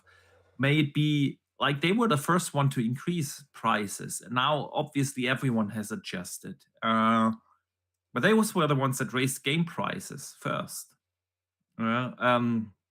Stuff like that. And then that they still basically charge you for everything extra. It feels like you have to pay for everything extra. Like, how can cloud saves not be standard in the year 2023? Everyone does that for free. When you look at Steam, when you look at the Epic Store or Xbox, or, well, Nintendo doesn't do it. But that's a different conversation to be had. It kind of feels like you simply have to charge for everything extra. You always have to pay the extra fee for things that should be simply included in for you being a customer, And then they have completely fallen out of touch with the community. Yeah, there is, like, in the Jim Ryan days, in the help me out, Dutch. The predecessor of Jim. Sean Layden, thank you. Days, like it felt that they had a connection, that actually showed up to E3. They had the big presentations and they had the fan events and whatnot. Yeah. I remember when PS VR1 came out, they had like buses all over the place, at the marketplace in our town center was this big place. It felt you had like they had a connection to the players, and they completely lost track on that. And then I look at their roadmap. We've discussed this multiple times how empty this looks after Spider-Man, and it's just hard to get excitement behind their strategy and the brand right now. Yeah. But yeah, that might just be me. I don't know. No, I agree. I've no massive excitement behind PlayStation right now, and feel sorry for the genuine PlayStation fans, not the fanboys and Absolutely. diehards and plastic warriors, but the genuine fans of the brand or the games and what PlayStation used to stand for. Feel sorry for them because what they used to do and how they used to be, in terms of turning up and bringing and doing great things, is severely changing this gen. Like, they've had a few great games, don't get us wrong, but Yeah. what they've been doing as of late is just completely different. Like, they've been trying to match the market too much, that they're starting to stray away from what made them great. Yeah. And unfortunately, that really has been the case since Jim Ryan was in charge. And after Sean Layden left, and maybe that's why Sean Layden left, was because the hierarchy wanted to be what Jim Ryan had it under, and now Jim Ryan's potentially been disillusioned by it, and here we are now. So we don't even, so far we don't have really anybody in place for Sony, as of next year, and we don't have a pipeline after a first party pipeline after Spider-Man next week. So Well, we do have the games as a service titles. Are you not excited for them? I'm not you know what it is, it's hard to be excited for any games as a service title. It really is. No matter how intriguing it looks, can you really be excited for a game that comes at you dribs and drabs? I don't think anyone could really get thoroughly excited for something like that. I can understand if there was a story premise behind it, but the vast majority of these service games don't have big stories behind them. And by that I mean specifically the ones that Sony have touted are all shooters. Like, how many shooters have great Yeah. stories? Like, primarily shooters. I don't mean like Starfield on screen that I've got on screen now, and you've got on screen actually as well. I don't mean that way. It has a shooting element, but it's mainly like a role playing game, an open world role Yeah. playing game. Um, um, but how many actual just shooter games have great stories? And then you translate that Well, into how many. Wolfenstein comes to Yeah, mind. but then Yeah. then then Uh, but then, how many shooter yeah, games that are live service? I agree. I do agree. And I still think that this decision from them to actually move to like games as a service as the thing, yeah, is is a mistake. What Sony has been lacking of are multiplayer games. But multiplayer games does not equal games as a service titles. You know, I also think that this was a mistake with Halo. To be frank, they should have just kept it a regular multiplayer game and then drop the map packs, and then you have, like, I don't know, here are 10 new maps for $20 or whatnot, or 30. And this is what Sony has been lacking. They have you don't need in order to get multiplayer on your console and keep people engaged with your game, you don't have to go games as a service. You just have to make great multiplayer game. Yeah, something that people enjoy actually playing. and that would have been a much more brighter future if you just went into that direction. But going basically solely games as a service now is something, pardon me, that I don't think will turn out well for them. Obviously, they still have a lot of stuff unrevealed. Yeah, I mean, Naughty Dog is working on something. We know Ghost of Tsushima 2 is eventually coming, and so on. But even great studios that made great single-player games, like Bend Studios with Days Gone, which I still think is highly underrated, are apparently going now for a games as a service model. You know, and this is so unnecessary. This is again, you can have success and keep your people, your players engaged with regular multiplayer games. You don't have to go games as a service, you know. But yeah, so obviously PS5 Slim or whatever it's called, they didn't call it officially a Slim. They call it just a new PlayStation. But yeah, we shall see if this is going to be a success, and it'll be very interesting. Next year, honestly, will be a very, very interesting year for the video game industry as a whole, because a lot of interesting things are going to happen. Yeah. On the one side, for the first time ever, there is no, noteworthy. You know what I've been thinking as well there, Boxy, which is going to make it be a little bit more awkward? Tell me. At Christmas time, when both the old version PlayStations are on the shelf and the new version redesigns are on the shelf, and then you've got the customizable plates that are on the shelf that only work on the old version, not the new version. We're talking about weirdness of SKUs and how many SKUs are there and how much confusion that's going to be. What if parents buy the new version with the plates? Interesting. And then they can't use the plates. Very interesting. Yeah. Like what they're going to do with the SKUs? Are they just going to disband the previous one, and then what the plates are going to be rendered useless because it's only valid for people that had the old model, and then they're going to have to do a lot of R&D working on redesigned plates, customizable plates for the new model. Have they already got those in the works? Like, there's a lot of weird things, especially right before Christmas. Like, it doesn't. Not true that. It's a bit of a weird marketing thing to do. Is introduce all these new customizable plates and a new SKU that you're not going to be selling. Especially since their big game to sell the console on this year is Spider-Man. Here's a brand new PlayStation 5. SKU. Yeah. But we also want to sell you these customizable plates, but it doesn't work on it. It only works on the old one. Okay, so I'll buy the old PlayStation 5 so I can buy these plates. Yeah. Yeah, it will be very interesting.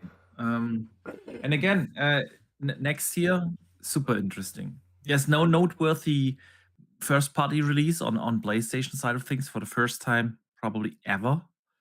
You know,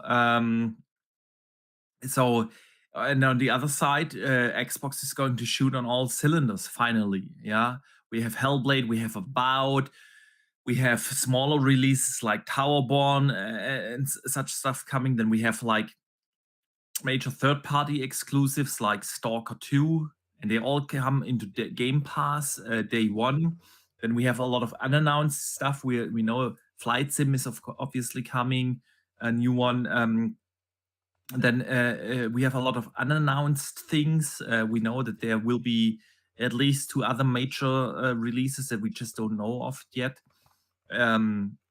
Whether it be something like South of Midnight or so already being ready, who knows?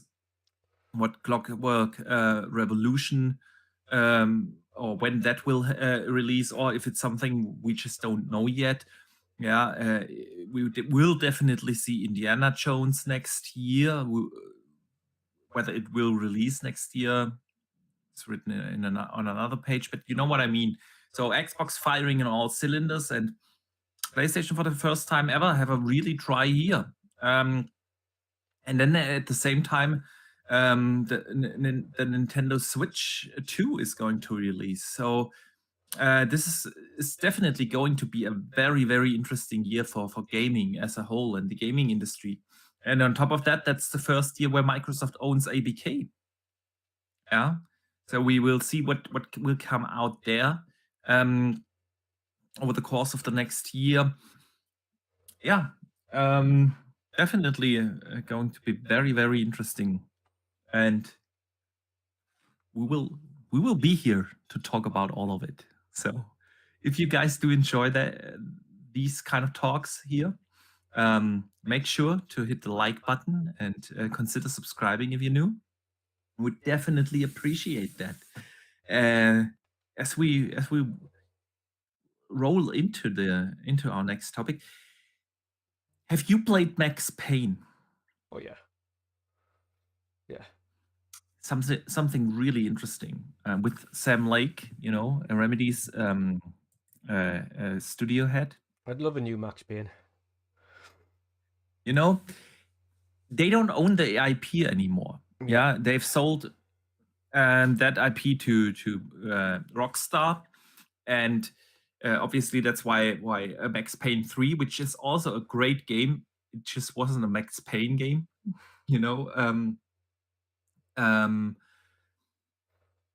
and now I completely lost my train of thought.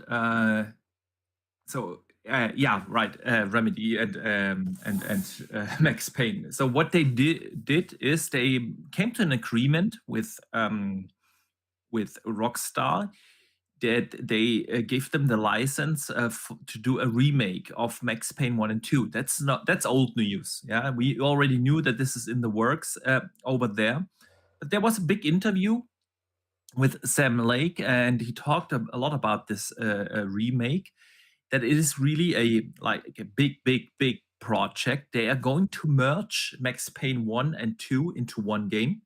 So it will not be like, okay, you boot up the screen and you can choose start Max Payne 1 or Max Payne 2. It will be one continued big game from Max Payne 1 and 2. They will obviously run it in the newest iteration of their engine, and they will also do a complete overhaul of the way how the story is going to be told. Where Max Payne had these, comic-y cutscenes where they actually had really a comic right there, and the story was told from the off. They will have proper cutscenes and everything, and they will completely redo the combat system to adjust it to modern day standards. So yeah, hearing all of that, man, what do you think? Could this be a success? Does this sound like something you want to play? Yeah, it's been a long. I mean, it's the game. I don't think the game really holds up too well these days. So I'd love to play a reimagined version of it. It's a very old game, but it was a good game. It was certainly very interesting for its time. It was in the same kind of time as Soldier of Fortune, etc. And it's games I grew up on. So I'd absolutely love to see a reimagined version of Max Payne, as long as the story in its core wasn't altered. Or the gameplay for that matter. Like, the gameplay still needs to feel like Max Payne. You still need to have bullet dodging and stuff like that, and essentially still needs to feel Matrixy. Yes. But I mean, that was the thing about Max Payne, right? Yeah. Bullet mode, and it's like, yeah, it was absolutely awesome. So that needs to remain, and ultimately the ultimately, like I say, the story needs to stay the same. So as long as they don't alter that and they just kind of bring it up to modern day standards and make it look great, and I can kind of dig, instead of making a remake of 1 and 2, just merging 1 and 2 so that they blend together, so that 1 and 2, where 1 ends then 2 begins immediately, and you don't have a break in between it. yeah, Then I can it's just dig one that. gigantic I can game. dig that. That's fine. That's not like Final Fantasy selling you Final Fantasy 7 in 3 parts, Yeah. for $70 a pop, and paying like 180 quid for the same game that you bought for 60 quid 20 years ago. But yeah, it's I dig it if it comes out for sure. Yeah. I mean, Max Payne. Before I give my spiel on Max Payne, let me shout out Pyromat, who sends in a £2 super chat and says, "Will certain Affinity's Halo Battle Royale release in 2024?"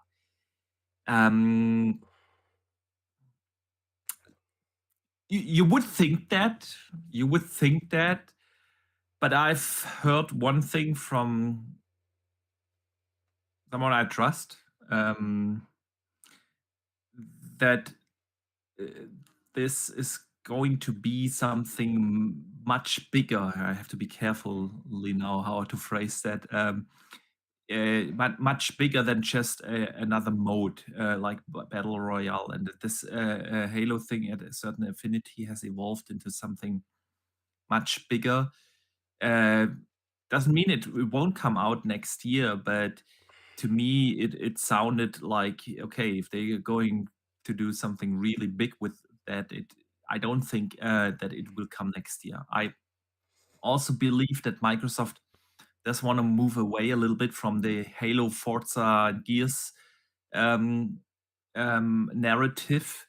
They had 2 Forzas now this gen. They had Halo this gen. Now it's time to shine with other first-party releases first before Halo comes back. So I'm not sure about certain Affinity next year. So yeah, we shall see.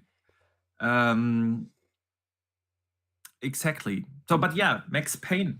That was what we were talking about. And listen, man, Max Payne, when it came out, it melted my PC at the time. It was at its time.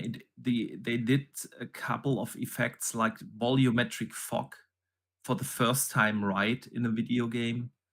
They had like in this dark LA Noir like setting, you know, and in this grim world where it was constantly raining. They had such great lighting effects with certain reflections, maybe from a lantern on the street or the cigarettes from the characters and so on. It was like really, it captured a certain atmosphere, and the story, like you said, was just phenomenal. So definitely stick to the source material there. But when I heard that, I got so much nostalgia, and I was like, man, I want to play this now. I'm really excited for it because I love Max Payne, all 3 of them. Although again, I still think like the Rockstar one was again a great game, but it did not capture that atmosphere that Max Payne 1 and 2 had, where, you know, Max Payne doesn't wear like a Hawaiian shirt and walks along the beach in bright sunlight. He just doesn't. He's out in the street with a leather coat, and it's raining and it's dark and there is no sunlight in this world, you know. That's pardon me, that's Max Payne. But yeah, when I heard all that, they merging the game, the latest version of their engine, adjusted combat, and all of that, proper cutscenes in the game. I'm really excited now for that remake. Unfortunately, no idea when that will come out. But since Alan Wake is coming out at the end of this month, Alan Wake 2, I would expect that it will be a while. I don't expect that game to come out before 25, honestly. But yeah. Anything else you want to add to Max Payne before we move on? All right then. So what else happened over the well, actually, the day we were supposed to have our last week podcast, Redfall dropped the 60 FPS patch. You've seen that, of course. So they delivered now in October what was promised at launch, which is, I mean, listen, it's always great to see a developer working on their game and improve it. And boy, there was a lot they could improve on Redfall. So I wanted to ask you, man, now that they've have the 60 FPS patch out, they also changed a couple of things. They put in more NPCs in the world, so it doesn't feel that empty. So they made certain gameplay changes there. Do you think this is enough to redeem Redfall? And will it be able to make a comeback or something? Now, you see, it's not just the 60 FPS that's been changed as well, because they've, according to the patch notes, because I haven't tried it yet, and I was reluctant to try it again, but I might, just to see what it's like. But they've also increased the instances that you come across things and people in the Yeah. open world. So it Like I feels a said, bit more relaxed. increased NPC density, Yeah. exactly, yeah. So it could, and again, there's been games in far worse conditions come back from the dead. So you never know. You never know. Mhm. Will people like it enough to continue playing it? Only time will tell. But you have to applaud them at the fact that despite the backlash, despite all the negative press, despite how poorly it was received by a lot of the public, they've still went out there, they've stuck to the word, they've brought out the 60 frames mode, they've improved the game, and they've increased some things in the game that will help make it a little bit more fun to play. So you've got to Yeah. applaud them on that they've stuck to the task and actually did what they've said they're going to do. More companies could learn from that. So despite having games that are what classed as failure or what classed as a fail, have went out there and did their utmost to turn that thing around. There's a lot of big companies that haven't bothered doing that. That's true. That's true. Again, I always appreciate when developers stick to their word and when they try to improve their game that they've released. And at some point, I kind of have to go back and see if this patch makes this now really a better game. I still believe that the problem of the game was not the 60 FPS, and it was not. Part of it was, of course, the world being or feeling empty. There were so many other things that were just not good, in my opinion, like the weird way how they presented the story, the very, very, very boring mission design, the super bad AI, the shooting just didn't feel good. It just felt like you're shooting paper clips all the time, and it didn't matter which weapon you have. And if you have a shotgun that fires paper clips, it's just no fun. So I don't know. I just did not enjoy it. And I don't think that 60 FPS can change that game because I've played it actually at 60. I also played about 3 hours or so on PC when it came out, where it was 60, and it still wasn't a good game. So a taste is obviously different, and if someone is out there enjoying the game, I do hope you guys do enjoy it, but I don't think it will help to bring it like back from the dead. And I've seen a lot of people make a lot of comparisons towards either Cyberpunk or other games that have been, launched in a buggy state and then improved over time. And the difference is, though, Cyberpunk always was at its core a great game. It just was. And I did not see that in a Redfall. I saw Redfall as just an okay game. It wasn't great. It wasn't terrible. It was just okay. And that was always the issue for me with Redfall. It had nothing to do with the performance. It was just that it was an okay game. So yeah, that's the thing. If your key game design it just doesn't live up, a couple of patches won't do it. So yeah, let's see if this will bring people back to playing. But obviously, if you boot up now Game Pass and you have the option in between Redfall and Starfield, honestly, what you're going to play? I know two different games, but you know what I mean. So yeah, we shall see. We shall see. You know what other game is getting a new release or probably getting it? It's obviously just a rumor that actually leaked through LinkedIn. The Last of Us 2 is getting a remaster. Thoughts on that, man? I mean, for those audio only listeners, because your face tells everything. Yeah. So why do they keep doing this? I can, like, why just release a next gen patch? Don't charge people for it. Like a normal Yeah. company, just release a next gen patch for free that adds a little bit of more fidelity, gives a little bit better performance, and that's it. That's all you need to do. Don't keep reselling the same shit over and over again and milking your fan base. It is absolutely obscene. Stop it. Like, we don't. This game isn't old enough for it. Like, I literally bought a physical version of The Last of Us 2 for £8. Brand new, £8 in a sale. I do not intend to buy a next gen version of that looks marginally different and performs marginally better for 70. Not a chance. Yeah. And if anybody's going to do that, they need their head examined.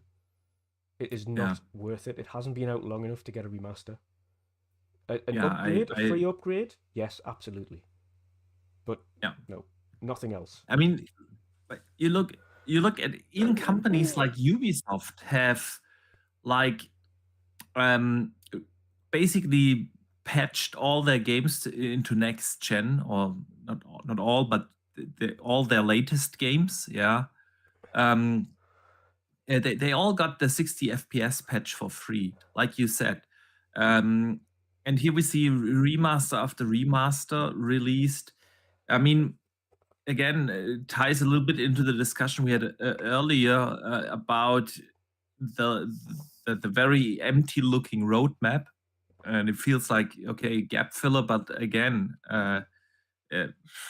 buying that again at 70, as good as the game was, no doubt. I don't see myself doing that, but yeah, man.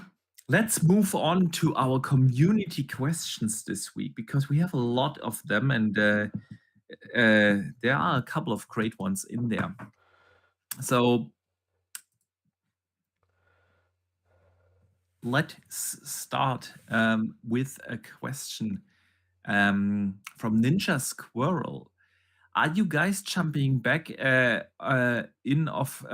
away from Halo with the Season 5 announcement made? Keep up the good work. We both appreciate you.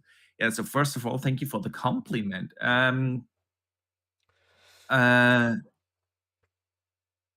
Season 5, Halo. What do you think, man? Firefights coming back. I'm not. I'm done with Halo. I'm done with it. Yeah, I kind of want to. I'm glad people are having fun with it. John from Xbox Era is doing phenomenal work with his maps. Hats off to him. He's doing some really great work. And the guys there and there's still so many people that are enjoying Halo. So hats off to them, and hats off to the communities that are building these specific maps. Yeah. But I'm done with Halo. Like, there's just so much out that I need to catch up on, and so many things that I've got literally after Starfield that I need to play, like Sea of Stars and everything like that. There's absolutely zero chance in the coming year, 2 years, 3 years that I'm going back to Halo again. It's just not. And unfortunately for me, Halo is done. Where that Halo community might stride and evolve, good for them, but it's not for me. I'm done. Yeah. I'm very similar. I want to check out Firefight, but my problem definitely is it is a fantastic and a feeling game. But right now, if you log onto the servers, you're only playing against the pros because that's all that is. Everyone who's playing now competitive multiplayer are like the hardcore. I'm just not good enough. Yeah, so that takes out a lot of the fun. Plus, there's just so much else to play. I'm really digging, still digging Starfield and Assassin's Creed Mirage and Spider-Man 2 coming next week, which I'm really looking forward to. And then we just roll on to Alan Wake 2, and I don't know where to find the time, man, to get back and become good at Halo. It's just.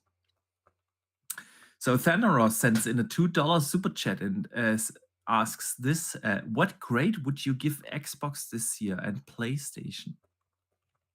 It's a good question. I mean, we will definitely in December do again our year in review show, which we have done for the last 4 years, also with Lord Cognito and Ainsley Bowden from Season Gaming. But where would you rate the two right now Xbox. So on a scale from 1 to 10? no, I'm gonna give them school grades.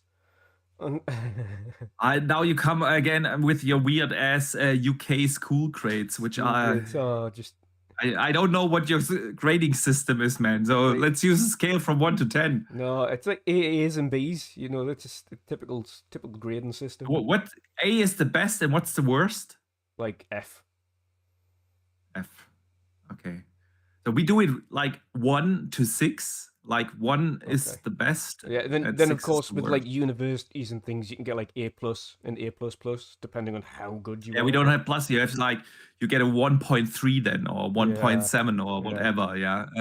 Yeah, or merits or distinctions and stuff like that. But Yeah. So no, I would say for a school grading system, I would give Xbox probably a B+.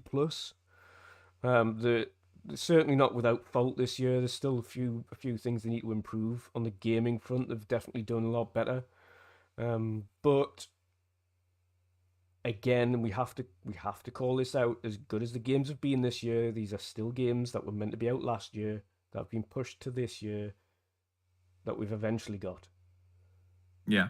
Okay, next year is when we get games that weren't pushed from this year and are coming out next year that we are getting next year. So then we'll base the full merit of their achievements next year on an actual, okay, what is released when they said it's going to release, and how good is the quality of those games that they're going to release. But based on this year, on the gaming front, B+.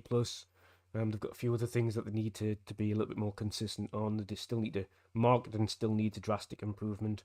But I think game showcases have been great this year.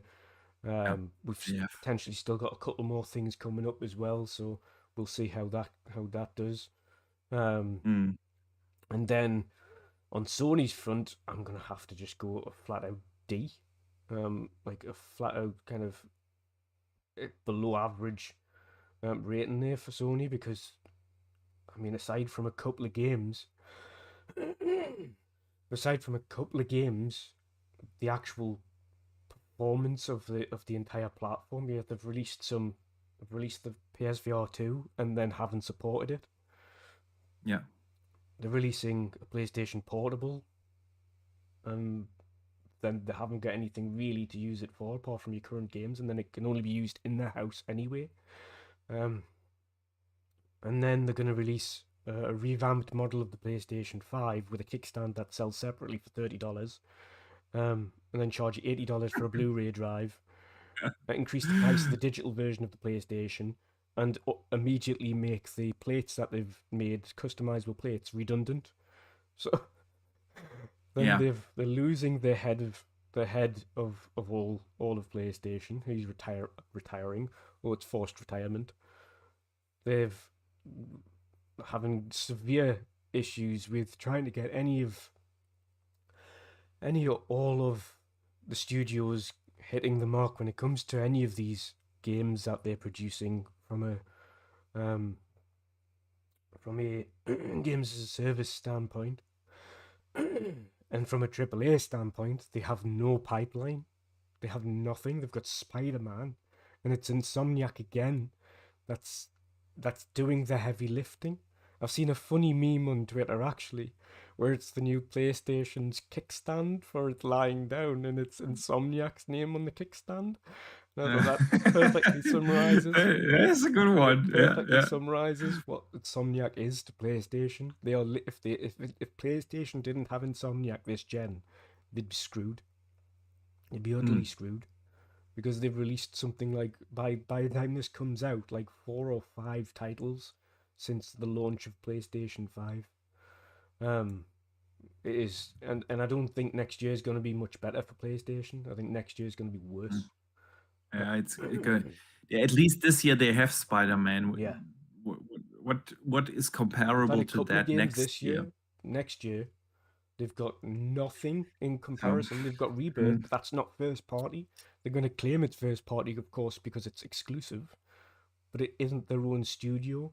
When you're ultimately looking It's at only the 3 months exclusive, and if the rumors are true, what we are hearing, it might just be take the some case time, that it but will go on. Yeah. eventually that the Final Fantasy VII remake eventually will make it or make its way to Xbox. So yeah,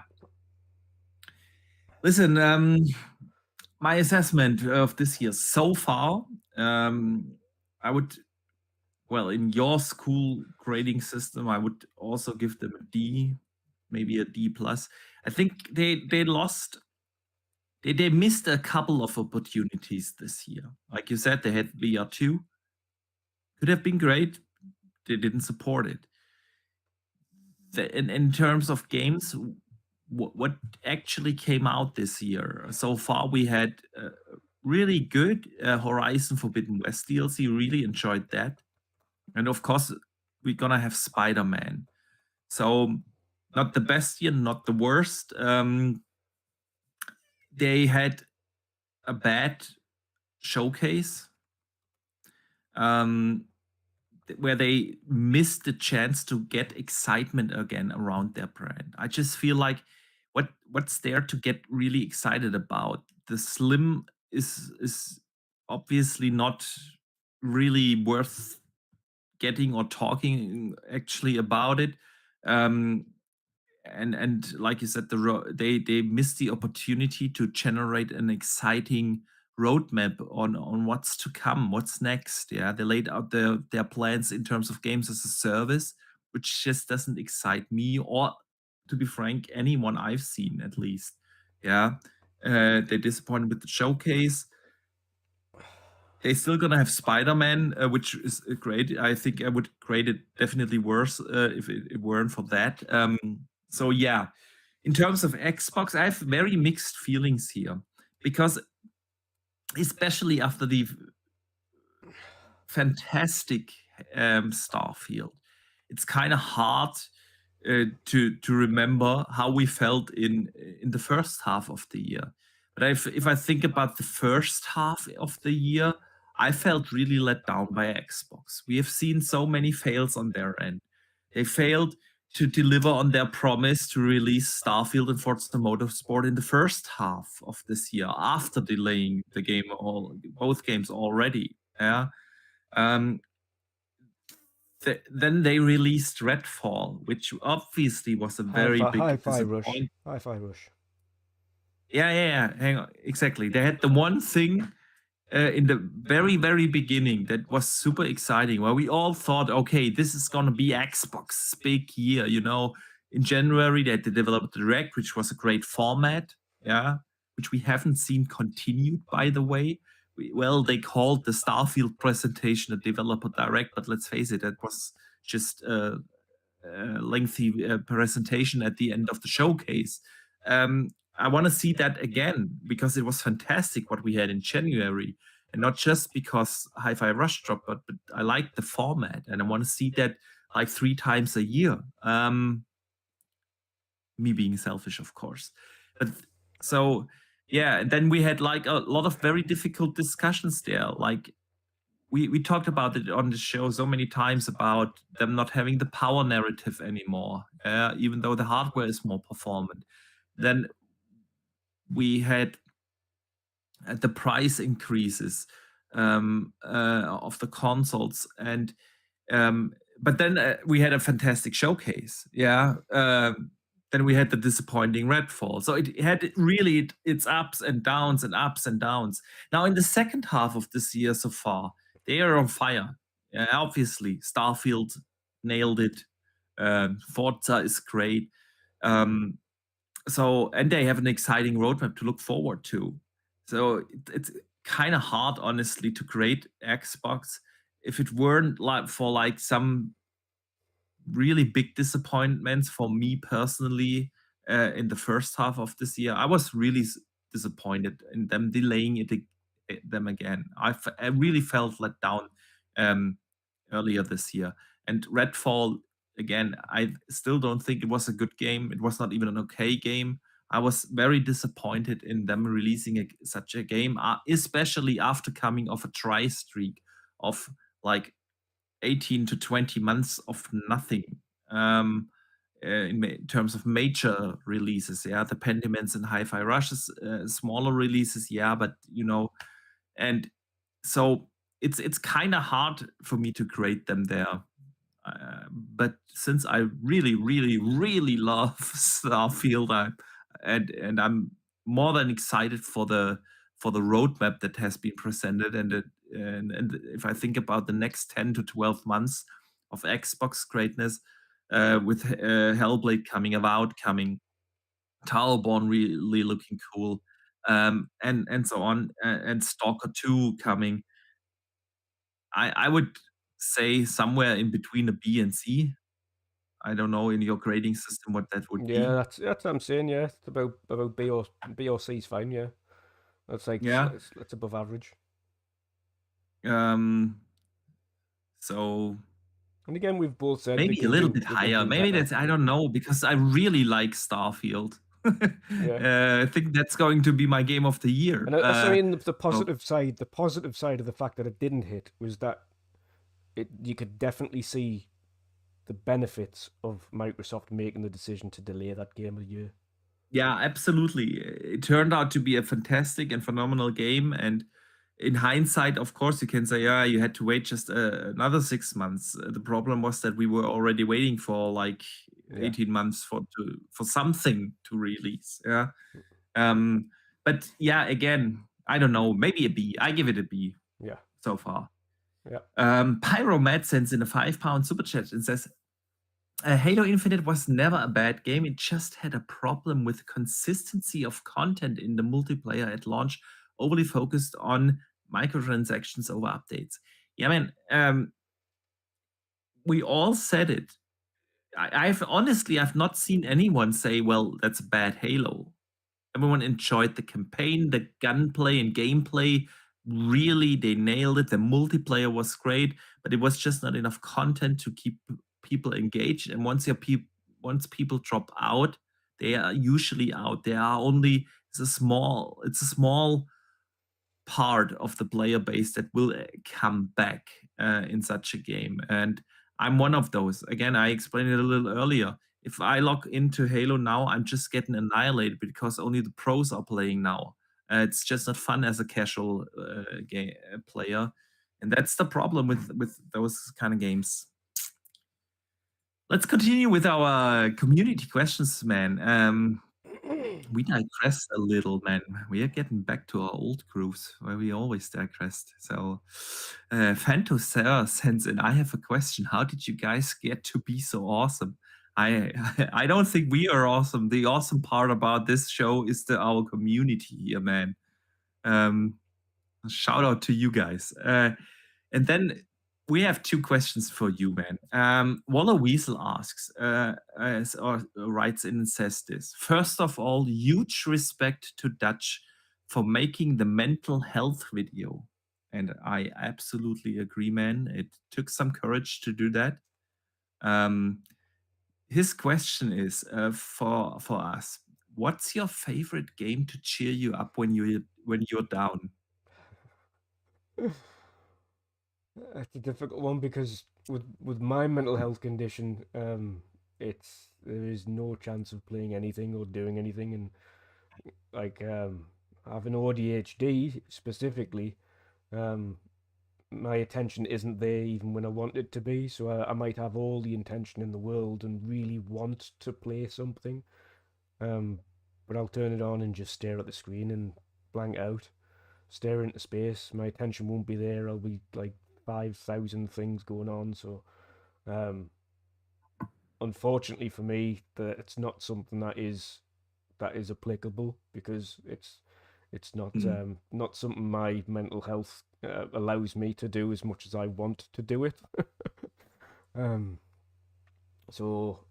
if I'm just feeling a little bit, just want to play by myself though, and it's not a mental health thing, um, then usually I like just chill games. It might not necessarily be like an RPG or anything like that. It might be just I want to fly around on flight sim for a bit and just chill out and have some music on in the background and fly around, or I might jump on Forza and just drive around for it to do a few laps and things like that. Or um, it could just be that I just want to just chill out and go on. I know it sounds silly, go on like a Minecraft and build something, or go on to Age of Empires and build a huge civ that's like on not even casual, just like no terms, just build a massive city and huge army and just admire kind of my OCD tendencies of making everything neat and tidy.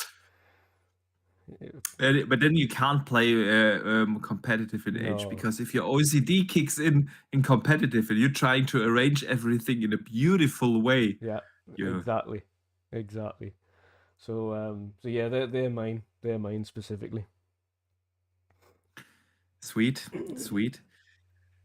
Uh, for me, it's usually, some games, and there are not that many where I like feel at home in this world. Skyrim is definitely one of them. The Witcher is one of them. When I feel down, like I can go.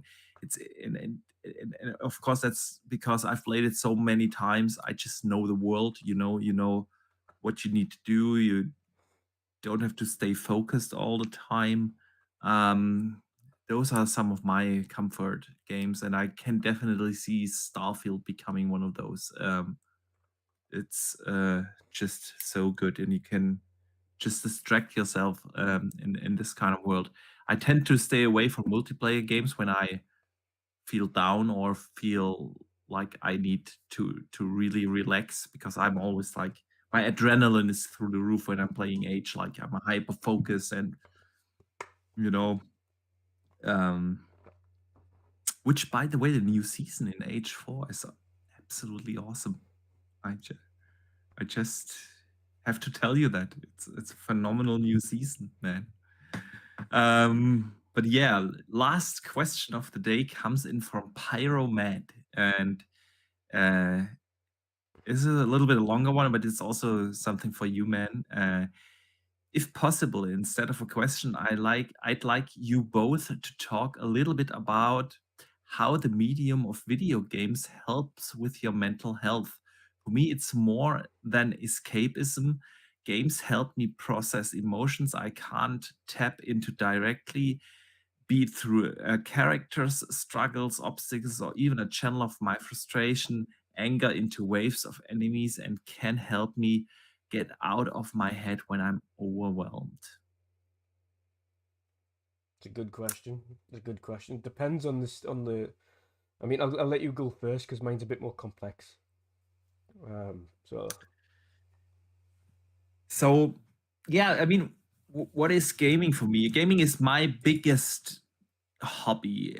I play games in all kinds of states. I play games when I'm happy. I play games when I'm exhausted. I sometimes play games when I'm super annoyed to calm me down.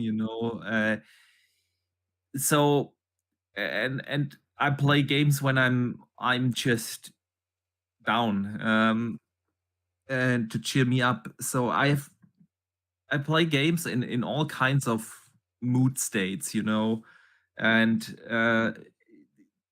but to me, gaming has become over the last, I want to say, 10 to 15 years, so much more than just playing video games. Um, I've found so many friends over gaming that I talk to on a regular basis. You're one of them, yeah. Um, I have this amazing community that I can be a part of, uh, which is also to me a part of gaming. Being out there and having a conversation on Twitter or on the Discord or in the DMs or whatnot, about gaming, about the stuff that I'm excited about. This is also a part for me, and this is also a good channel for me. My actual job is kind of stressful, um,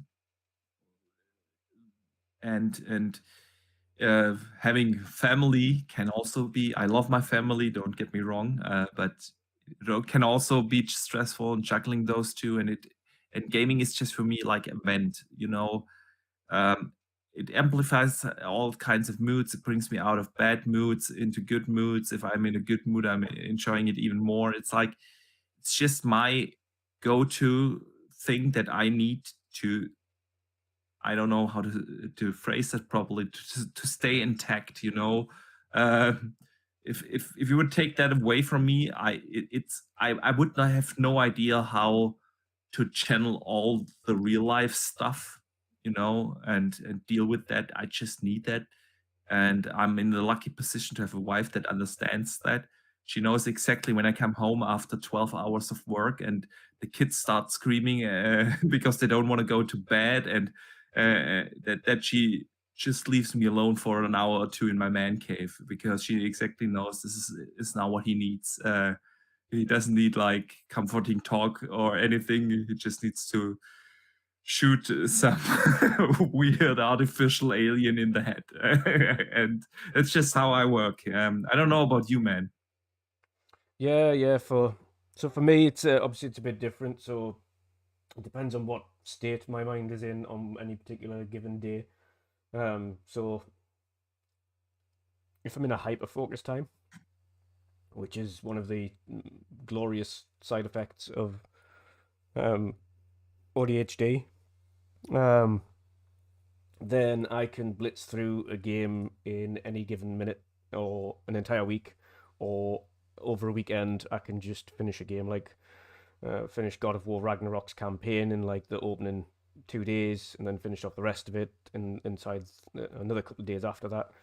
Um, Similar with the first God of War, I did that, and with Cyberpunk when that launched, I blitzed through that.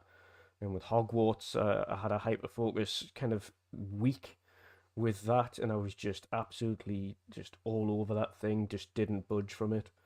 Um, but then I have my other moments um, where, and this is just outside of kind of mental health issues, just generally life things.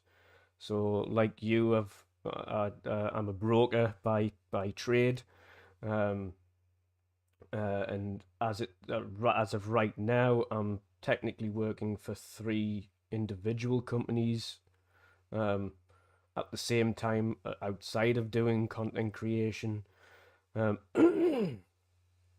so I've got that during the day, and then content creation, and then any personal life that goes in between that as well, and then trying to keep my mental health sorted, which is a mixture between doing, it could be working out or training or something like that, just to keep my head busy, or going for a walk or something like that.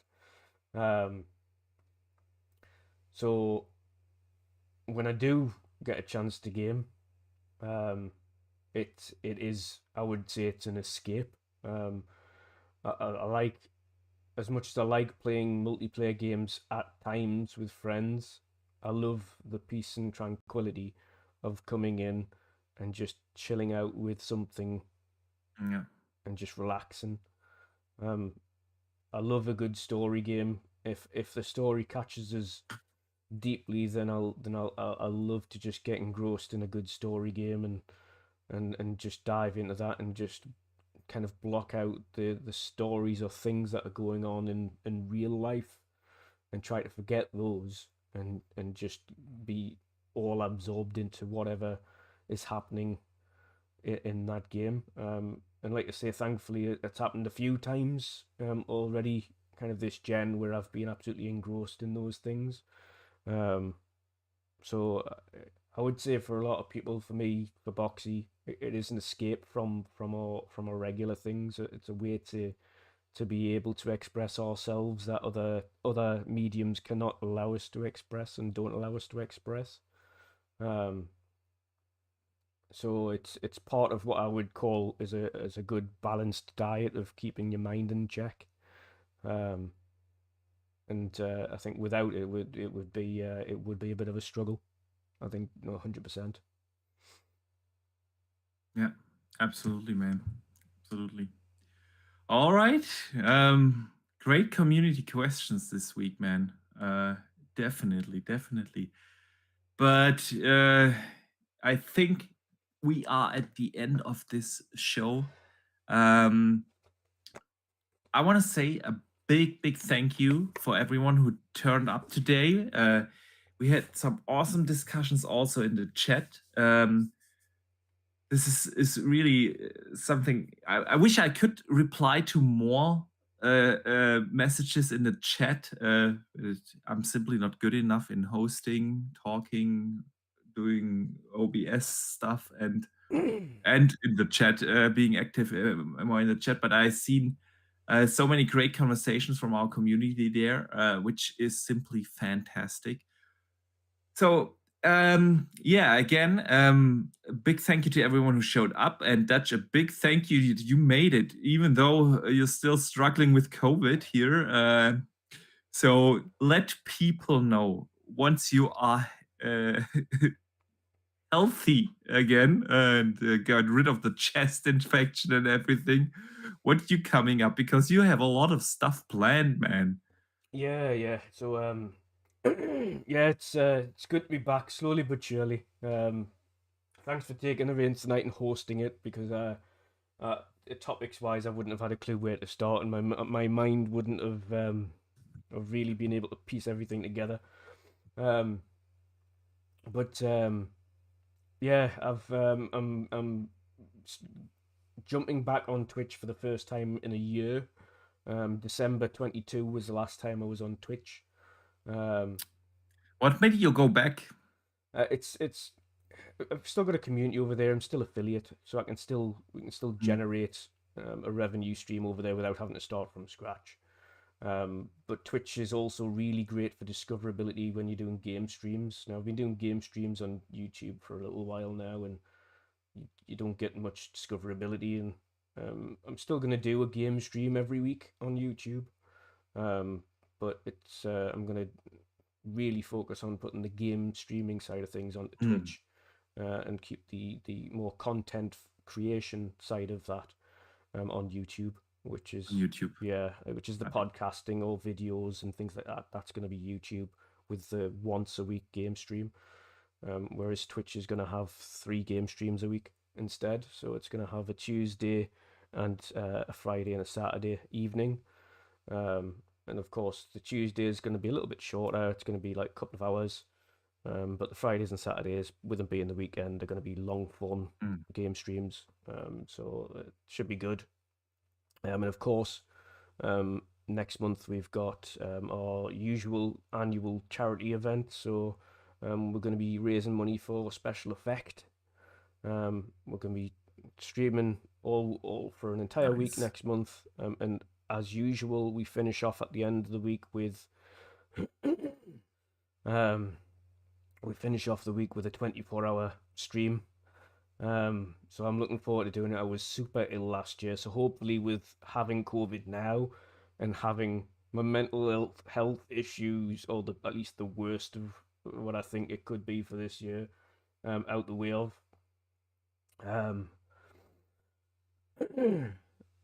Now, then hopefully by the time the charity stuff comes up, I'll be in pretty good health and ready to rock and roll for a good 24 hours straight. So Sweet. we'll see if we can smash the target now. But we're all raising for special effect again this year.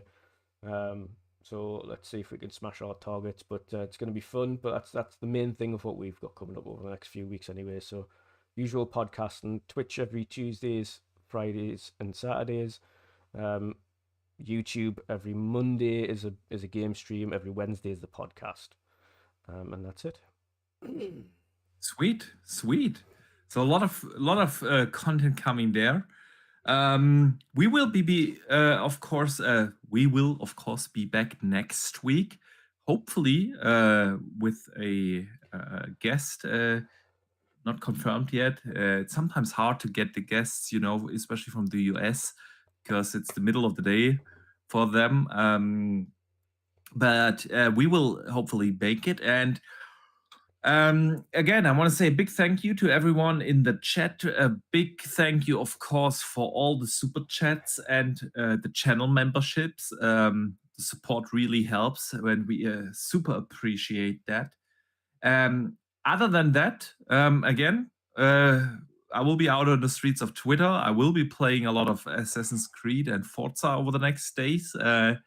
And I see you guys next week. And don't forget to game on. All right. We offline on yours.